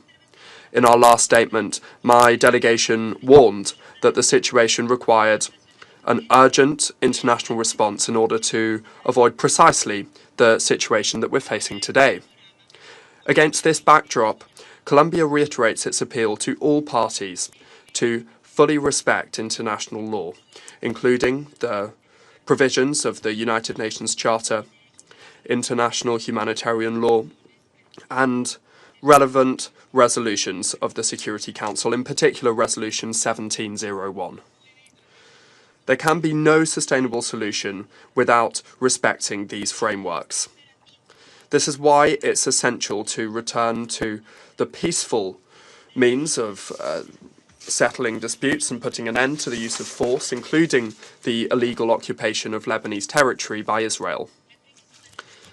The humanitarian crisis that Lebanon is experiencing today is not unrelated to the omission and the systemic violation of these principles. My delegation therefore condemns the repeated attacks against civilian infrastructure, health facilities, and the forced displacement resulting from Israeli armed actions, and the land incursions that are contrary to the provisions of Resolution 1701. Colombia launches an appeal to put a halt to all actions that are incompatible with the obligation to protect civilians and to guarantee the required international support, including sufficient and sustainable financing to provide assistance on the ground and to mitigate the impact of the hostilities on the civilian population. My delegation also underscores that accountability must be guaranteed for those responsible, because it is only with justice that we can avoid a fresh outbreak of violence. At the same time, the security of the organization's personnel and the inviolability of its facilities must be guaranteed at all times by all parties. Colombia expresses its condolences to the victims and their families, as well as to the government of Indonesia. To them, to their families, and to all members of the organization, in particular staff serving on the ground, we thank all of them for their service to the cause of peace. Mr. President, Colombia reiterates its solidarity with the Lebanese people. Similarly, we underscore that the respect for sovereignty, political independence, and the territorial integrity of Lebanon are not negotiable. In this context, my delegation welcomes the decisions adopted by the Lebanese government over recent weeks with a view to containing the effects of the escalation of hostilities and to move to recover the legitimate monopoly over arms. At the same time, we launch an appeal to all parties to halt all actions that may block these efforts. Mr. President, the current situation in Lebanon is not happening in a vacuum. Addressing the humanitarian crisis without clarity over the causes that fuel it, or seeking an end to confrontations without taking into account the broader regional dynamics, is not only an incomplete approach, but is also an insufficient response given the grave time we are currently in. Colombia considers that the Council will hardly be able to fully carry out its responsibilities as long as it continues relying on partial and selective approaches to address a crisis of this magnitude. Thank you very much. I thank the representative of Colombia for her statement. I give the floor to the representative of Bahrain. السيد الرئيس. Mr. President, I would like to take this opportunity as we convene the Council's final meeting for the month of March to express our thanks to the Presidency of the United States of America for its efficient and capable management of the Council's work throughout this month. We also thank France for its swift response to the dangerous escalations in southern Lebanon and for requesting the convening of this meeting. We further appreciate the comprehensive briefings presented by Mr. Jean-Pierre Lacroix, USG for Peace Operations, Mr. Khaled Khayari, Assistant Secretary General for the Middle East and Asia, and USG Tom Fletcher, Under Secretary General for Humanitarian Affairs and Emergency Relief Coordinator. We thank them for their comprehensive briefings. We also welcome the participation of all permanent representatives in today's session. Mr. President, the Kingdom of Bahrain strongly condemns the attack targeting United Nations Interim Force in Lebanon, UNIFIL, which resulted in the killing of 3 of its personnel and the injury of 5 others. Bahrain affirms that targeting peacekeepers constitutes a blatant violation of international law and of Security Council's resolutions. The Kingdom extends its sincere condolences and sympathy to the families of the victims, to the government of Indonesia, and to the United Nations, and wishes the injured speedy recovery. The Kingdom also stresses that ensuring the safety and security of peacekeepers is a responsibility shared by all parties and underscores the necessity of respecting UNIFIL's mandate and enabling the mission to carry out its duties without hindrance. We emphasize the importance of keeping Lebanon away and neutral from regional conflicts and reject any attempts to drag Lebanon into such confrontations. The Kingdom reaffirms its steadfast position in support of the sovereignty, unity, and territorial integrity of Lebanon and highlights the need to empower the Lebanese state institutions to exercise full authority over all its territory in a manner that safeguards national security and stability and fulfills the aspirations of the Lebanese people. In this context, we value the steps recently taken by the Lebanese government, which demonstrate a clear seriousness in working to ensure state monopoly of weapons and to ensure weapons stay in the hands of the legitimate institutions, including measures related to disarming the so-called Hezbollah. The Kingdom also expresses its appreciation for the Lebanese government's explicit stance in rejecting and condemning the attacks carried by Hezbollah, which threaten Lebanon's stability and represent a dangerous escalation in the region, as well as for the Lebanese government efforts to impose an immediate ban on all security and military activities associated with the group. We also welcome the announcement by the Lebanese leadership of its intention to engage in internationally mediated negotiations with Israel to reach an immediate ceasefire. This reflects a sense of national responsibility and a desire to spare Lebanon further escalation. Mr. President, in this context, the Kingdom of Bahrain condemns any escalation that could widen the scope of confrontations and turn them into a full-scale regional conflict. We also condemn any violations of the ceasefire agreement. We condemn the expansionist-oriented Israeli statements and warns of the dangers of any ground incursions that may undermine Lebanese sovereignty, threaten its security and safety, cause civilian casualties, exacerbate humanitarian conditions, and trigger large-scale displacement. All these developments carry grave implications for regional stability. The Kingdom stresses the need for full adherence to the international law and international humanitarian law, particularly in terms of the protection of civilians and civilian infrastructure, ensuring the unimpeded delivery of humanitarian assistance. Mr. President, Bahrain affirms that supporting the Lebanese armed forces and the internal security forces, strengthening their capabilities remains a cornerstone for preserving Lebanon's stability and safeguarding its sovereignty and security. This requires intensified international efforts to provide the necessary support enabling these institutions to perform their duties effectively, especially in southern Lebanon. In conclusion, the Kingdom of Bahrain reaffirms that preserving Lebanon's unity, stability, and sovereignty is a collective responsibility. It calls on all parties to abide by the relevant international resolutions, foremost among them Security Council Resolution 1701 of 2006, and to work urgently toward consolidating the ceasefire and preventing further escalation. Thank you.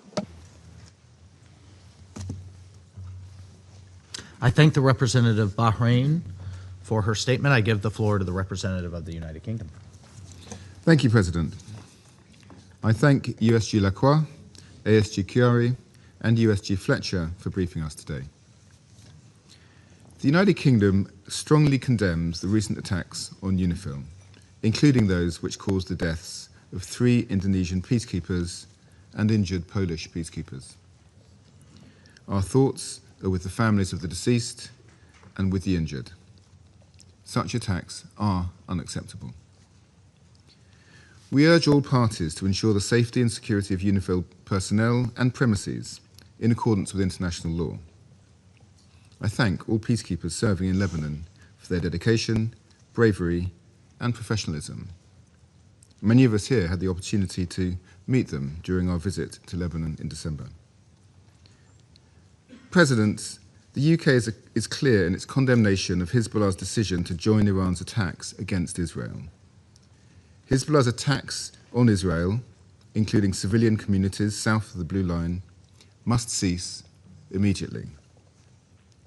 The actions of this proscribed terrorist group, at the instigation of the Iranian regime, are once again drawing the people of Lebanon into a conflict they do not want and which is not in their interests. I commend the Lebanese government's decision to ban all Hezbollah military activity and initiate a plan to bring all weapons under state control. We will continue to support the Lebanese armed forces as they undertake this task, as Lebanon's sole legitimate defender. However, Israel's decision to expand its ground operations further into Lebanon undermines this work and threatens Lebanon's sovereignty. Strikes on Lebanese armed forces positions are also deeply concerning. President, as we've heard here, the conflict is causing a deepening crisis with dire consequences for civilians. The humanitarian toll is staggering. More than 1 million people have been forced from their homes, with women and children facing the greatest risks. Among the displaced are over 12,000 pregnant women, many struggling to access essential health care. At least 121 children have been killed, and countless others are enduring the trauma of violence, loss, and upheaval. Attacks impacting healthcare facilities have intensified, with more than 50 health workers killed to date. This is unacceptable. All parties to the conflict must uphold international humanitarian law. Civilians and critical infrastructure must be protected and humanitarian access enabled. The United Kingdom has provided $12 million in support of the government of Lebanon's efforts to reach vulnerable communities. We stand with those working tirelessly to protect civilians and deliver life-saving assistance. And finally, President, we support the urgent need for direct negotiations between the governments of Israel and Lebanon. This is the only path towards lasting peace and security for people both sides of the Blue Line. Both Israel and Lebanon want to see an end to Hezbollah's ability to threaten the region. Further expansion of this conflict will only repeat the cycle of violence across the Blue Line and drag the region further into crisis. I thank you. I thank the representative of the United Kingdom for his statement. I will now give a statement in my capacity as a representative of the United States. And colleagues, I too thank you. I thank our briefers for their thorough updates, and I thank France for convening this urgent meeting. We too mourn the loss of 3 Indonesian peacekeepers on March 29th and 30th, and we do extend our heartfelt condolences to their families, to their loved ones. And colleagues, we honor their sacrifice in the service of international peace and security. We also wish a full and swift recovery to the other UNIFIL peacekeepers who were injured. Colleagues, one of those that we mourn is Private First Class Ramadan.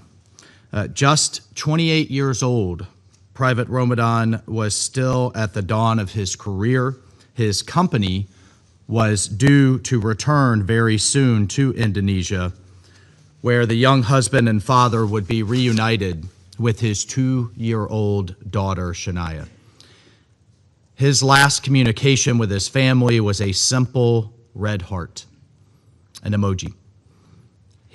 I've worked personally with many junior soldiers like him, and I think the Indonesian press got it right from everything that I've read about him when they called him a, quote, young warrior in training. But unfortunately, this young warrior died while keeping the peace. He was a young father, a young soldier, thousands of miles from home, who trusted that this council would deploy him where he would be most effective. Colleagues, peacekeepers endure exceptional dangers to prevent conflict and protect civilians. Their safety and security must be respected by all parties at all times. And that is why I ask this council and the watching world to pause and to reserve judgment until the United Nations can fully investigate and fully assess the circumstances of these tragic incidences, even as we share in the shock and sorrow of this loss. I say again, the media, the world watching, and this council should pause and allow the United Nations to fully investigate and assess the circumstances of these incidences. Again, on a personal note, as a soldier, now turned diplomat, that has commanded coalition troops, we all know the dangers that exist when we accept these missions. But in contrast here, the peacekeepers that this body sends to conflict zones are often surprised by the very real perils that they face. Countries like Indonesia send their sons and daughters to support the UN mission of peace. They're not sending them to fight a war.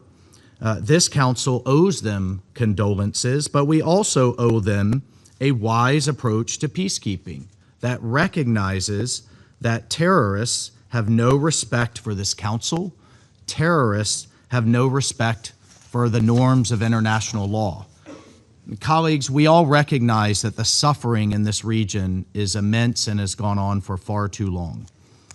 Parents, children, and grandparents, whether Israeli or Lebanese, whether civilians or UN peacekeepers, they should not face the daily dangers caused by Iranian-backed terrorists who have long afflicted both Israel and Lebanon.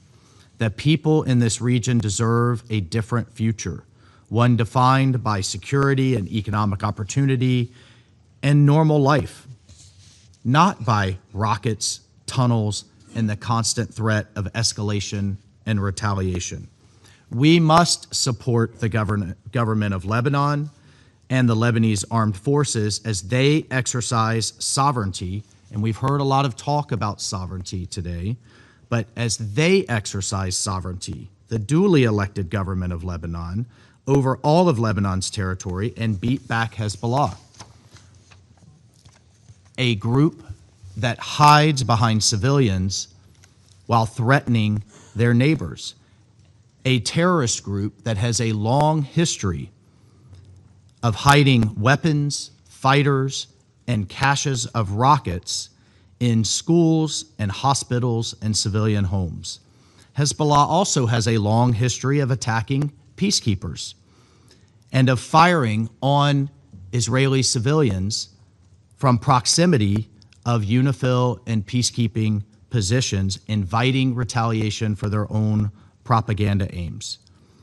Colleagues, since 1978, over 300 UNIFIL peacekeepers have been killed and this is in this mission, and this is why this council must think very carefully about the effectiveness of this effort. We can help refocus international efforts on supporting Lebanese state institutions, reducing risk to peacekeepers, and pressing Hezbollah and Iran to cease their destabilizing activities. We, the United States, will continue to work with council members, regional partners, troop contributing countries, and the parties on the ground to reduce tensions, support Lebanon's sovereignty, and make a better future for the Lebanese people. I thank you. I will resume my duties as President of the Council, and under Rule 37, I invite the representative of Lebanon. I give the floor to the representative of Lebanon. Mr. President, Lebanon firmly and unequivocally condemns the attacks targeting UNIFIL, which threaten the security and safety of its mission and personnel. Lebanon stresses the need for full respect of UNIFIL's mandate by all parties and for ensuring its security and safety, the inviolability of its premises, the freedom of movement, and all measures that facilitate the performance of its duties in accordance with international law and relevant Security Council resolutions. The attacks on peacekeepers are attacks on this Council itself. They undermine its reputation and credibility before the peoples of the world. These barbaric and irresponsible acts must stop, regardless of who is responsible. It is the legal and moral responsibility of this Council to identify and hold accountable those responsible.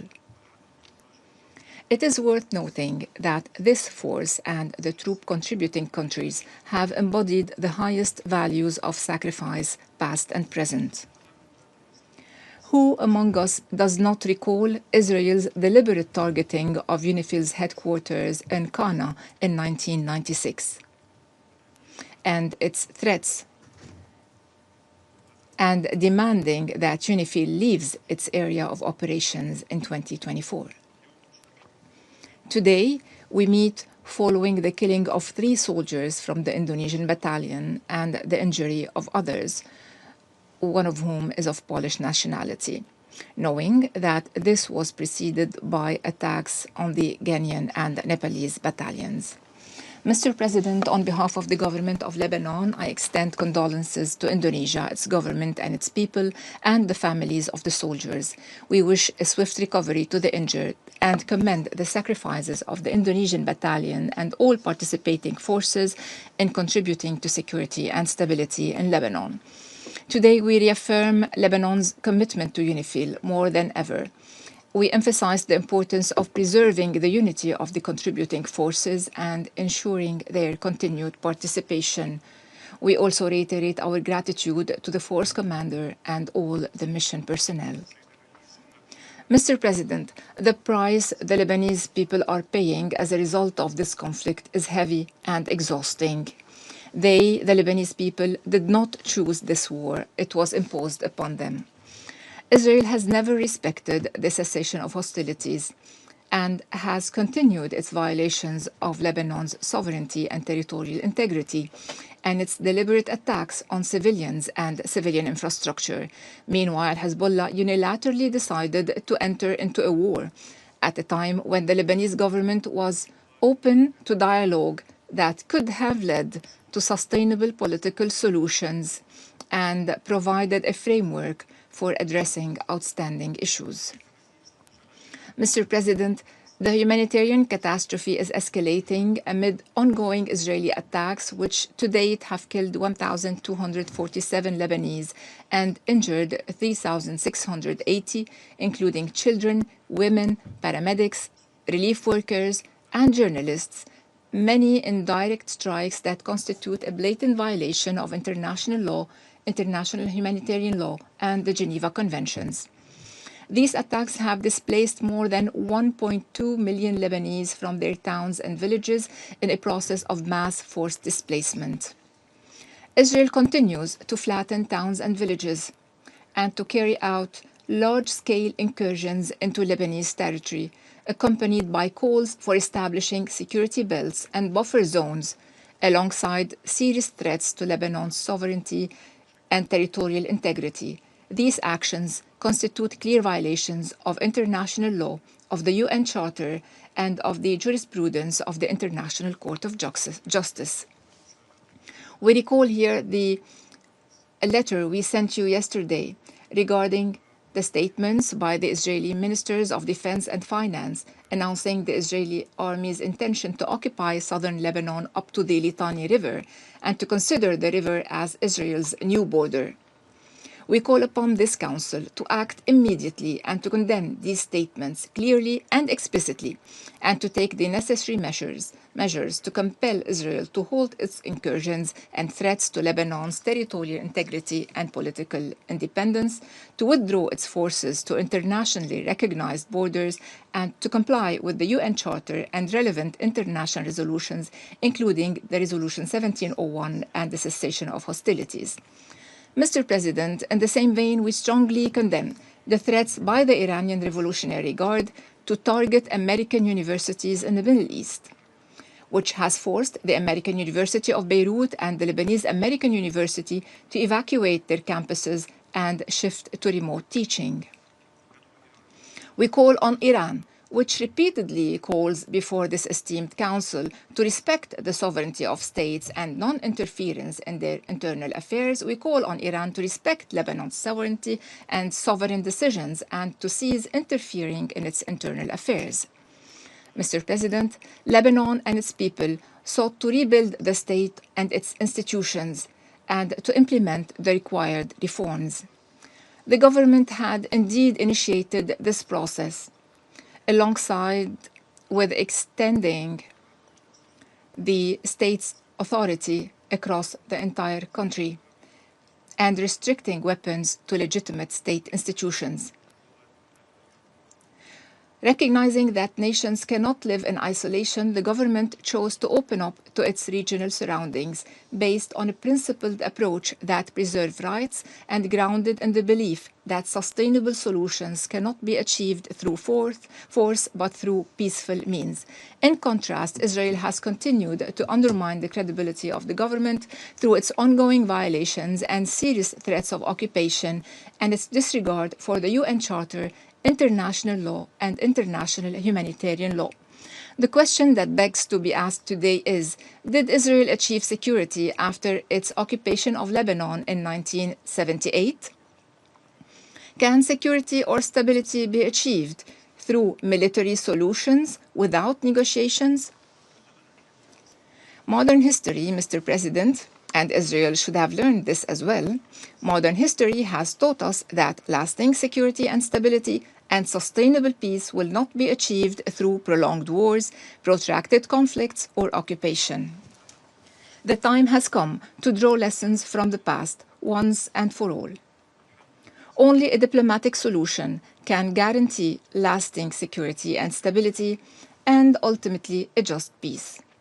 Diplomatic initiatives are already on the table, and the time has come to seize them. Let violence stop now. This is your responsibility and your duty. Every day that passes in this conflict undermines your credibility and the credibility of the United Nations as a whole. Thank you, President. I thank the representative of Lebanon for his statement. I give the floor to the representative of Israel. Thank you, Mr. President.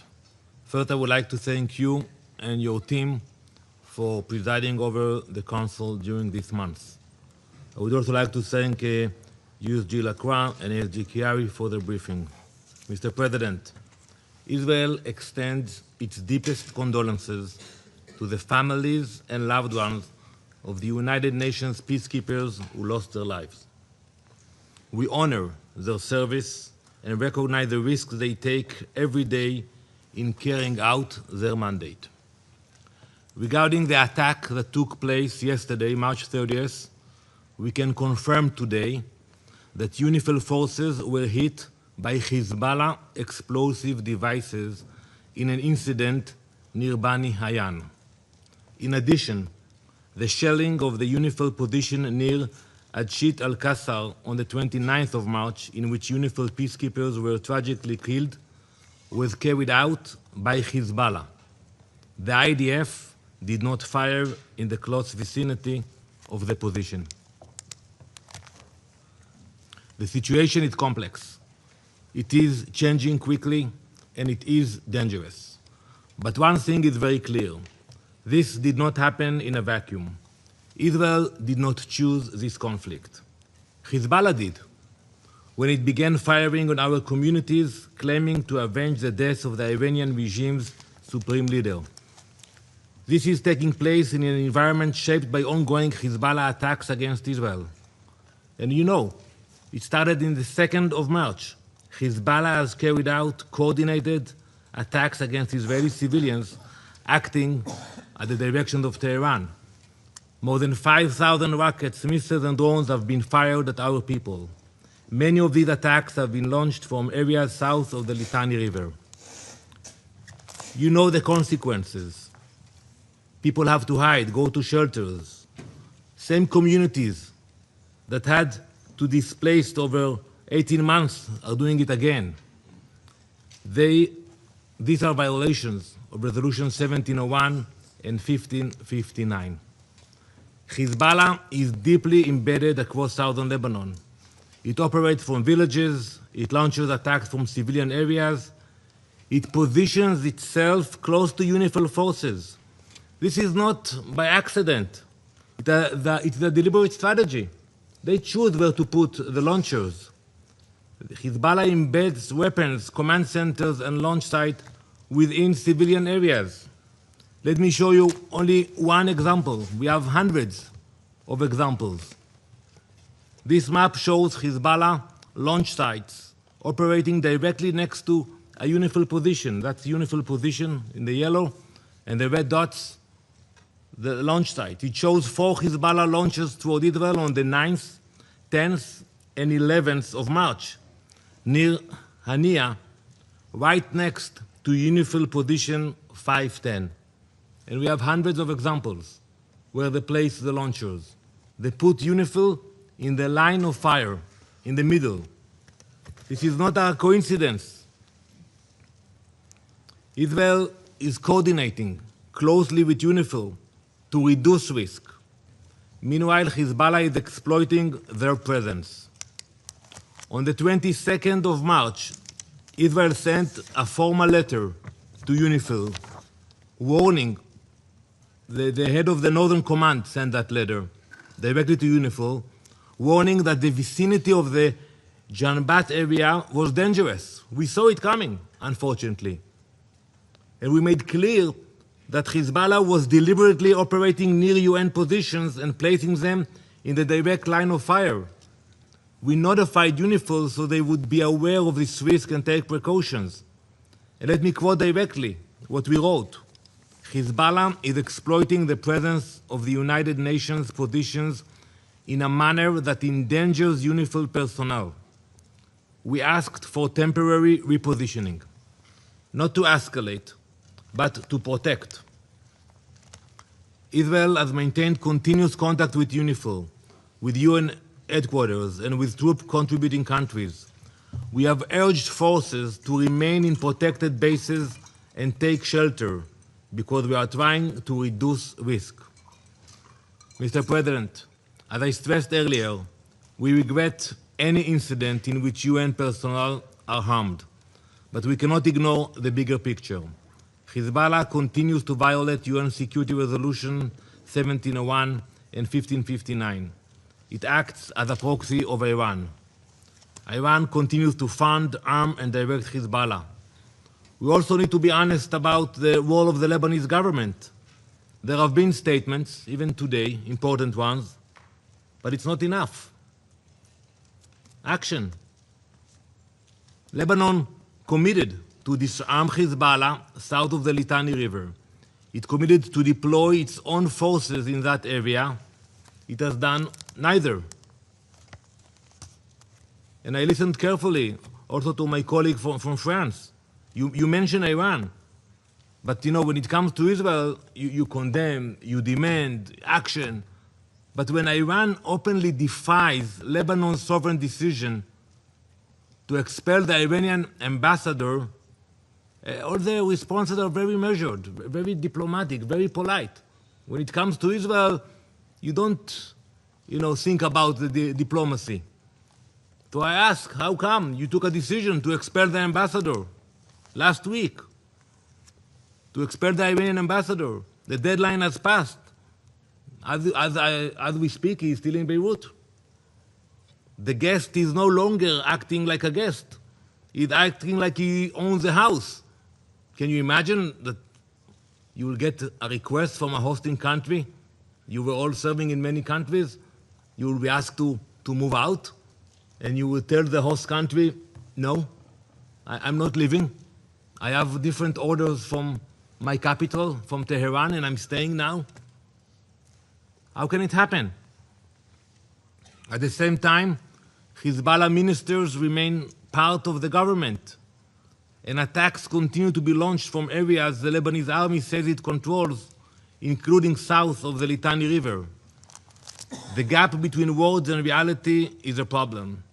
Lebanon has not taken sufficient action to address Hezbollah's military presence. Lebanon needs to take real action. Until that happens, no one is safe. No one. Not in northern Israel, not in Lebanon, not in UNIFIL bases. We are paying a heavy price. Last night, 4 Israeli soldiers fell in southern Lebanon. We remember them, we honor them. Israel will not accept attacks against its citizens, and we will take the necessary measures to defend them in accordance with the international law. Let me be clear. We have no desire, and I'm telling to my colleague from Lebanon, we have no desire to remain or operate in Lebanon. Our goal is to protect our communities and to push the threat away from our border. Mr. President, this is what happens when a terrorist group turns an entire region into a battlefield. When rockets are launched from villages, when weapons are hidden among civilians, when international forces are placed in the middle of it all. So let me be clear. If Hezbollah continues, the danger continues. If Hezbollah remains armed, the threat remains. Calls for de-escalation that ignore what is happening on the ground, the rockets, the attacks, the ongoing threat, will not solve this. We call on this Council to act. First, unequivocally condemn Hezbollah for its grave violations and designate it for what it is, a terrorist organization. Second, demand that the Lebanese authorities fulfill their obligations, disarm Hezbollah, and ensure full compliance with UN security resolutions. And third, address Iran's role as a threat to international peace and security and hold it accountable for the continued transfer of weapons and funding to Hezbollah. When others fail, Israel act. We will do whatever is necessary to protect our people. Thank you, Madam President. I thank the representative of Israel for the statement. I now give the floor to the representative of Indonesia. Madam President, thank you for convening this urgent meeting. With France, Indonesia requested this meeting as a testament of Indonesia's long-standing commitment and continued contribution to peacekeeping operations since 1957. I also thank the briefers, USG Lacroix, ISG Harry, and USG Fletcher. I should also like to thank you, Madam President, for giving me the floor to express the sense of grief, anger, and frustration of over 285 million people of Indonesia. I am sure that this sense of grief, anger, and frustration is widely shared by the people of the world. I am heartened by the pouring of expression of condolences, support, and solidarity from the members of this Council and the wider international community. Let me begin by honoring the memory of the fallen soldiers of peace by calling their names in this august chamber. Zulmi Aditya Iskandar, Major, Infantry, 33 years young. Muhammad Nur Ikhwan, First Sergeant, 25 years young. Fahrizal Ramadan, Corporal, 27 years young. Corporal Fahrizal lost his life serving his duty in our post in Ashid Al-Quzair. Major Zulmi and First Sergeant Muhammad lost their lives in the attack to their convoy, providing logistical supports in Bani Hayyan. We cannot accept these killings of peacekeepers. This is a grave loss to Indonesia. This is also a grave loss to all of us, to the United Nations, to this Council, and to every community that looks to peacekeepers as symbols of hope and peace. Further, the attacks injured 5 other peacekeepers: Captain Sultan Wiryan Maulana, Corporal Riko Pramudia, Corporal Arif Kurniawan, Corporal Bayu Prakoso, Cadet Private Denny Rianto. These peacekeepers fell and wounded while carrying out a mandate entrusted to them by this very Council. Indonesia condemns in the strongest terms these heinous attacks against those peacekeepers serving with the UNIFIL on the 29th and 30th of March 2026. Indonesia urges all relevant actors to ensure the prompt, safe, and dignified repatriation of the remains of the 3 deceased personnel and request the best possible medical treatment and comprehensive care for the 5 injured peacekeepers to ensure their full and swift recovery. Madam President, some detractors have argued that the fallen soldiers were positioned in a zone of active war. But this framing overlooks a fundamental question: who is responsible for creating and sustaining that zone of active hostilities? The current escalation did not arise in vacuum. It stems from repeated incursions by the Israeli military into the territory of Lebanon. Indonesia strongly condemns Israeli attacks in southern Lebanon, which constitute a serious violation against the sovereignty and territorial integrity of Lebanon. Indonesia continues to stand in solidarity with the government and the people of Lebanon. As hostilities in southern Lebanon escalates, attacks against UNIFIL peacekeepers have also increased in recent weeks. These repeated attacks are not mere incidents, but deliberate assaults aimed at undermining the UNIFIL and deterring its ability to fulfill the mandate of Resolution 1701. These attacks also represent a direct threat to international peace and security and may constitute war crimes under international law. We therefore demand an immediate, thorough, and transparent investigation. Let me be clear. We demand investigation by the United Nations, not excuses from Israel. We demand the Security Council to keep abreast of the investigation and to immediately follow up the results. We demand that the perpetrators must be held legally accountable. Immunity must not become the standard, and attacks against peacekeepers must not be repeated nor tolerated.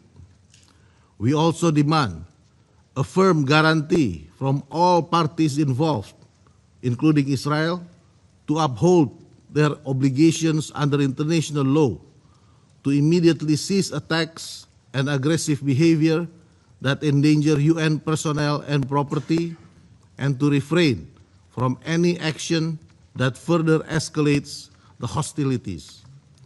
Madam President, the safety and security of peacekeepers must remain and continue to be our utmost priority.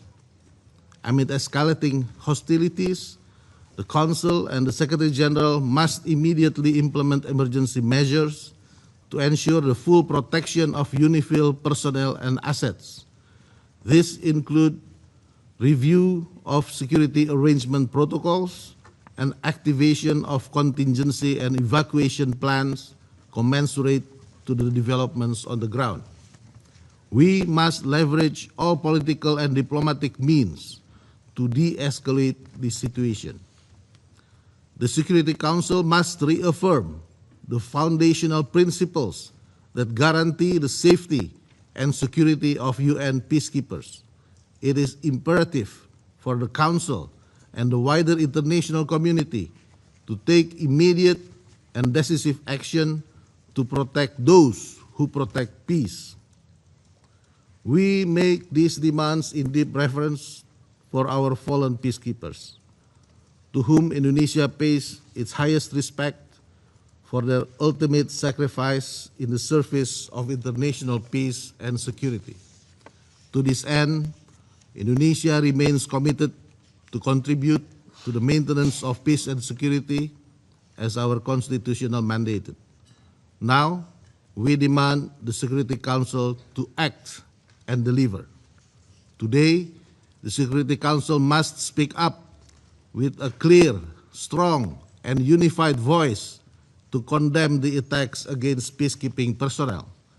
Today, the Security Council must reaffirm the obligations of all parties to ensure and guarantee the safety and security of peacekeepers. Today, the Security Council must take decisive action to prevent future hostilities and attacks against peacekeepers. No more attacks. Thank you.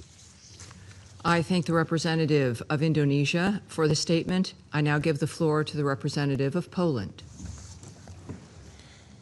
Madam President, let me thank you for convening this important meeting upon the request of France and Indonesia. I would also like to thank the briefers for the comprehensive information on the situation on the ground. Madam President, Poland is deeply concerned by the increasing instability in Lebanon, which directly affects the safety of the civilian population as well as the UNIFIL personnel. As the result of recent attacks, 3 Indonesian peacekeepers have lost their lives, while others were injured, including a soldier from the Polish contingent. We extend our deepest condolences to Indonesia and the close ones of the fallen peacekeepers and wish the injured a swift recovery. Poland strongly condemns these incidents. Ensuring safety of peacekeepers must be a top priority for all parties involved. We expect the ongoing investigation to conclusively determine all the circumstances of these tragic developments. Madam President, we wish to point to the increasingly difficult situation of UNIFIL, marked by growing security threats, reduction of the operations capabilities due to the 15% cuts, and the lack of a clear plan for the termination of the mandated activities. These elements create uncertainty regarding UNIFIL's mode of operation in the future. We therefore call for development of clear operational guidelines for the implementation of Resolution 2790, enabling troop contributing countries to align their planning while ensuring both the continued implementation of the mandate and the safety of soldiers remaining in Lebanon. Madam President, in a broader context, we call on all parties to refrain from any actions that would further escalate the situation and to return to the implementation of the ceasefire agreement, which was negotiated by the United States and France in November 2024, and to ensure the full implementation of the provisions of Resolution 9001. We are deeply concerned about the humanitarian situation of the civilian population. In response, Poland has delivered the first batch of humanitarian aid to Lebanon. Additionally, answering humanitarian appeals, we have made voluntary contributions to International Red Cross and Red Crescent movement. Further aid programs are currently being prepared. Madam President, we call on all parties to urgently return to the ceasefire agreement and to fully respect Security Council Resolution 1701. Poland reaffirms its strong support for the mandate of UNIFIL in the southern Lebanon, and we commend the courage, professionalism, and steadfast commitment of UNIFIL peacekeepers in the fulfillment of their mandate. And I thank you. I thank the representative of Poland for the statement. And now the representative of France has asked for the floor to make a further statement. I give them the floor. Merci, Madame. Thank you, President. I'll be very brief. Following what was said by our colleague from Israel, I won't make a comparison between French's statements and Iran, but simply because it would never cross my mind to compare the nature of France and Israel relations and France and Iran on the other hand. The only thing we would have to say is we want to see a de-escalation. We want to see territorial integrity and sovereignty of Lebanon respected by all, and we would always recall Iran and Hezbollah's responsibility for the start of all of these operations. Thank you. All right. I thank the representative of France for the statement. There are no more names inscribed on the list of speakers.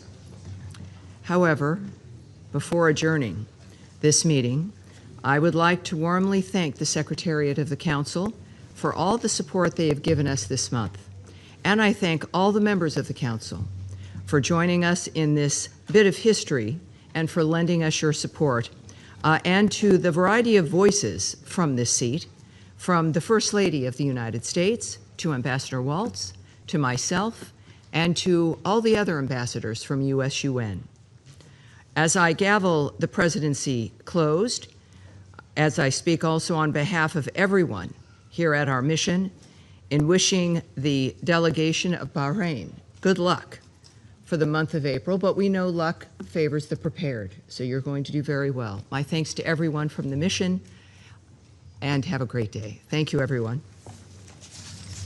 The meeting is closed.